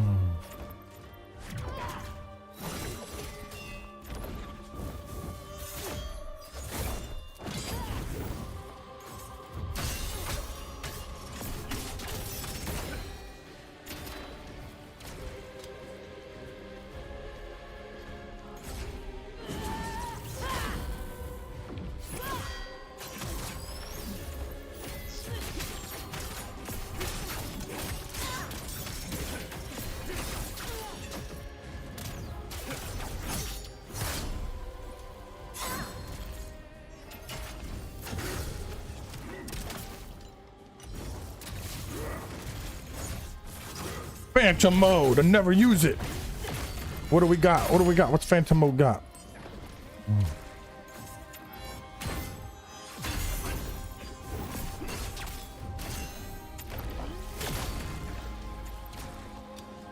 Come on.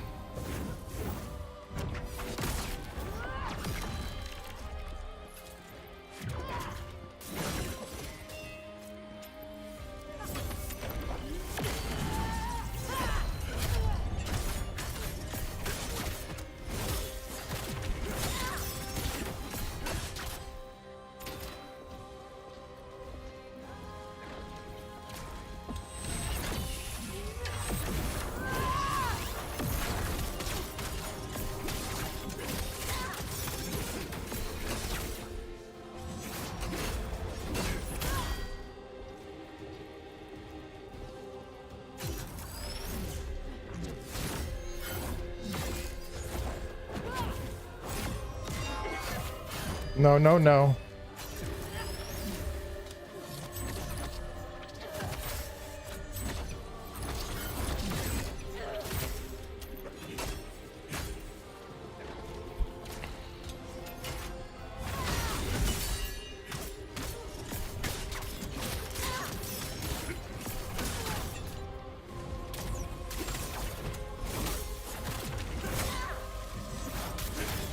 Boom, and there it is.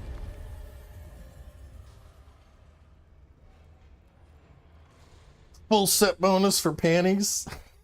Is that how Elemaine set works? Elemaine, thank you for this memento of the time we spent together.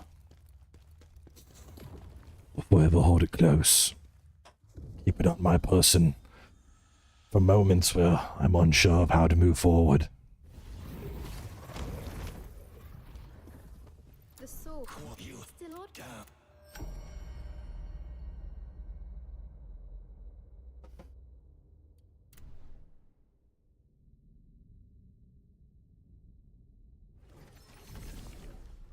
I could probably just reach out to Ben and get him to like, say something fucked up like that. He gave me a custom, if you go to like the very first part I did for Final Fantasy 16, he does that's him doing the opening. He's like, This is Ben Starr, I'm welcome to... like I reached out and I was like, just record this like one line for me, it'd be fucking dope. And he was like, all right. Really cool guy. All right, Smitten. I feel like it's gonna be like, oh, you want a fresh Smitten? They're 120 now. I'm gonna be like, fuck.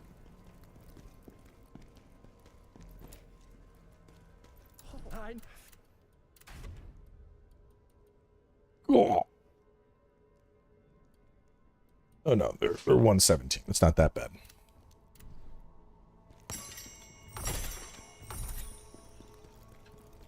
All right, let's I think we're going to work away from the witches set. I like it, but it's just it is no longer leveled enough to be useful. We got a 116 crushed dreams.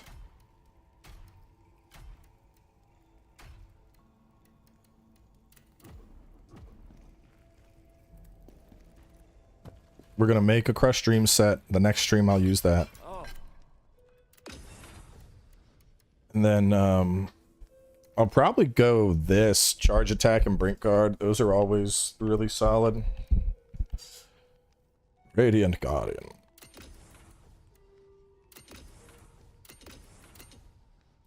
So we got the spear. What do you need? Treated gem?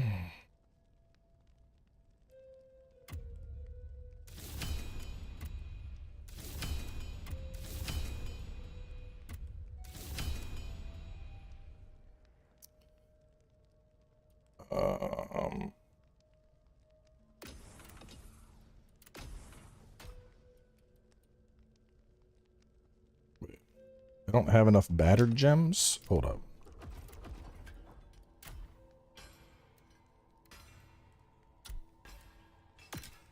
When did I get a drowned witch at 118?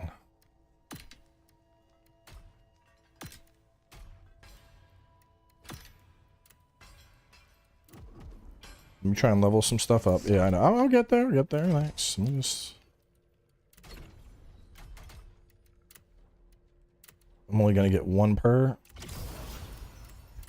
I do what I must.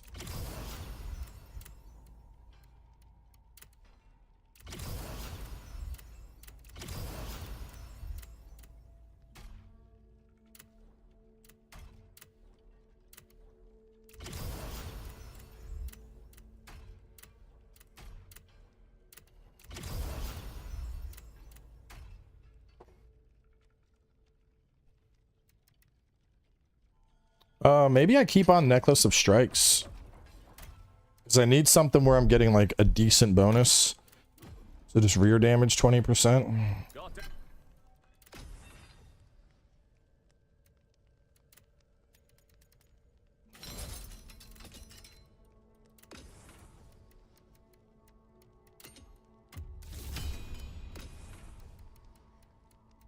Is there a different one?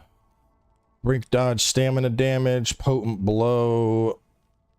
I could go spirit accumulation on brink dodge or spirit accumulation on brink guard. I don't know. I think my whole playstyle gets me behind the target, so I think we keep that for the 20% in the rear. Stats on that are mad old though.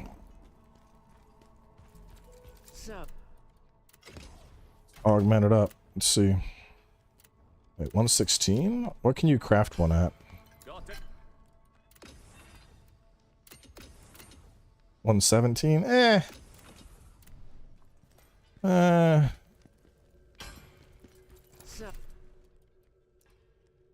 hang on. I got an idea. Let me do this.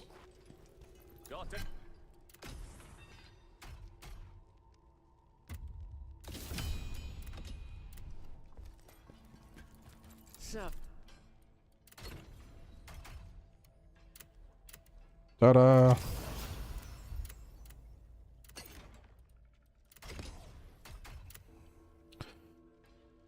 I don't really like any of those. That stays. Kind of a shit roll, but I'll take it.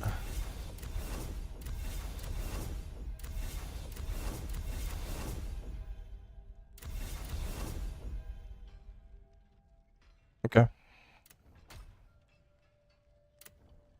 Damage, enemy critical stamina damage and stamina recovery. Max health, max stamina. It's a heavyweight set, so maybe I keep that on.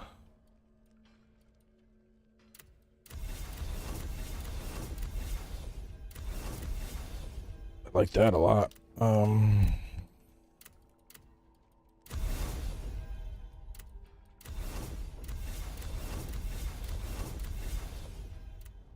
could I get?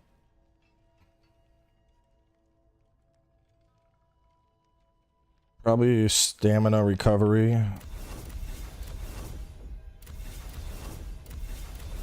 Beautiful.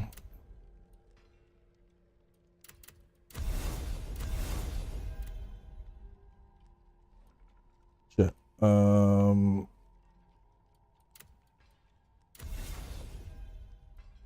Okay, I guess we'll keep that. Attack, brutal attack. I don't like critical effects. I guess we're keeping that. And then recovery, stamina. Nope, and we are out.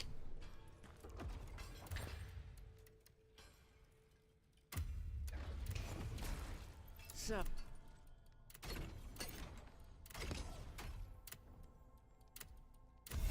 Fuck. I really don't like unscathed. What's the benefit of running Jarhelm besides to see set requirements? Because I'm not using the full set. I'm using the smitten, so I'm getting an extra 7 proficiency for free. And then on top of that, I can put on Necklace of Strikes with just the necklace and get that 20% rear damage. So, I'm getting that set bonus, and I'm getting 7 raw stats, which is big. So, you can use what they trans.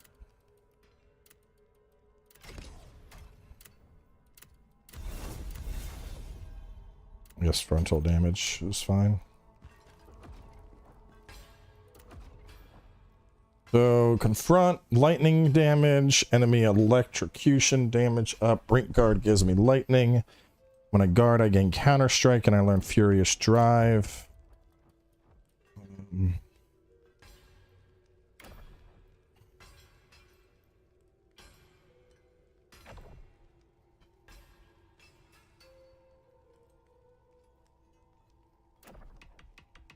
So I'll put it there. I have some guard stuff. I really need to max out that. Help me unlearn that and unlearn that.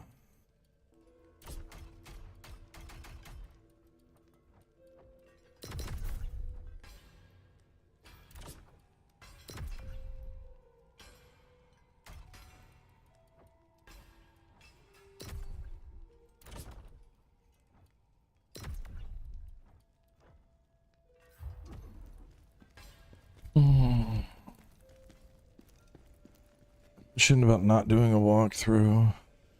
I was considering not doing one mainly because I figured get good guides would have been a better fit. But then after playing more with the other weapons, I basically was like, it's all about the same anyway. All the weapons are clearly viable. And I know enough about the weapons to make recommendations for each weapon for each boss. So I just want to see how this set feels against something. I don't know if I want to do all that. I just gotta dodge something. I just want to see. No, I'll just. Oh no, let's wrap up. So we're already at almost 4 hours. We got the set. We can fuck around with the set next time when we play. I want to get this stuff recorded and get dinner, spend time with the kiddos and all that. So. Yeah, we'll close out here. I might stream more later tonight after the kids are in bed. We'll see what happens. But we'll close out for now. I'll get all this shit recorded. And then, yeah, we'll resume with Melody, and then we're out of the final zone.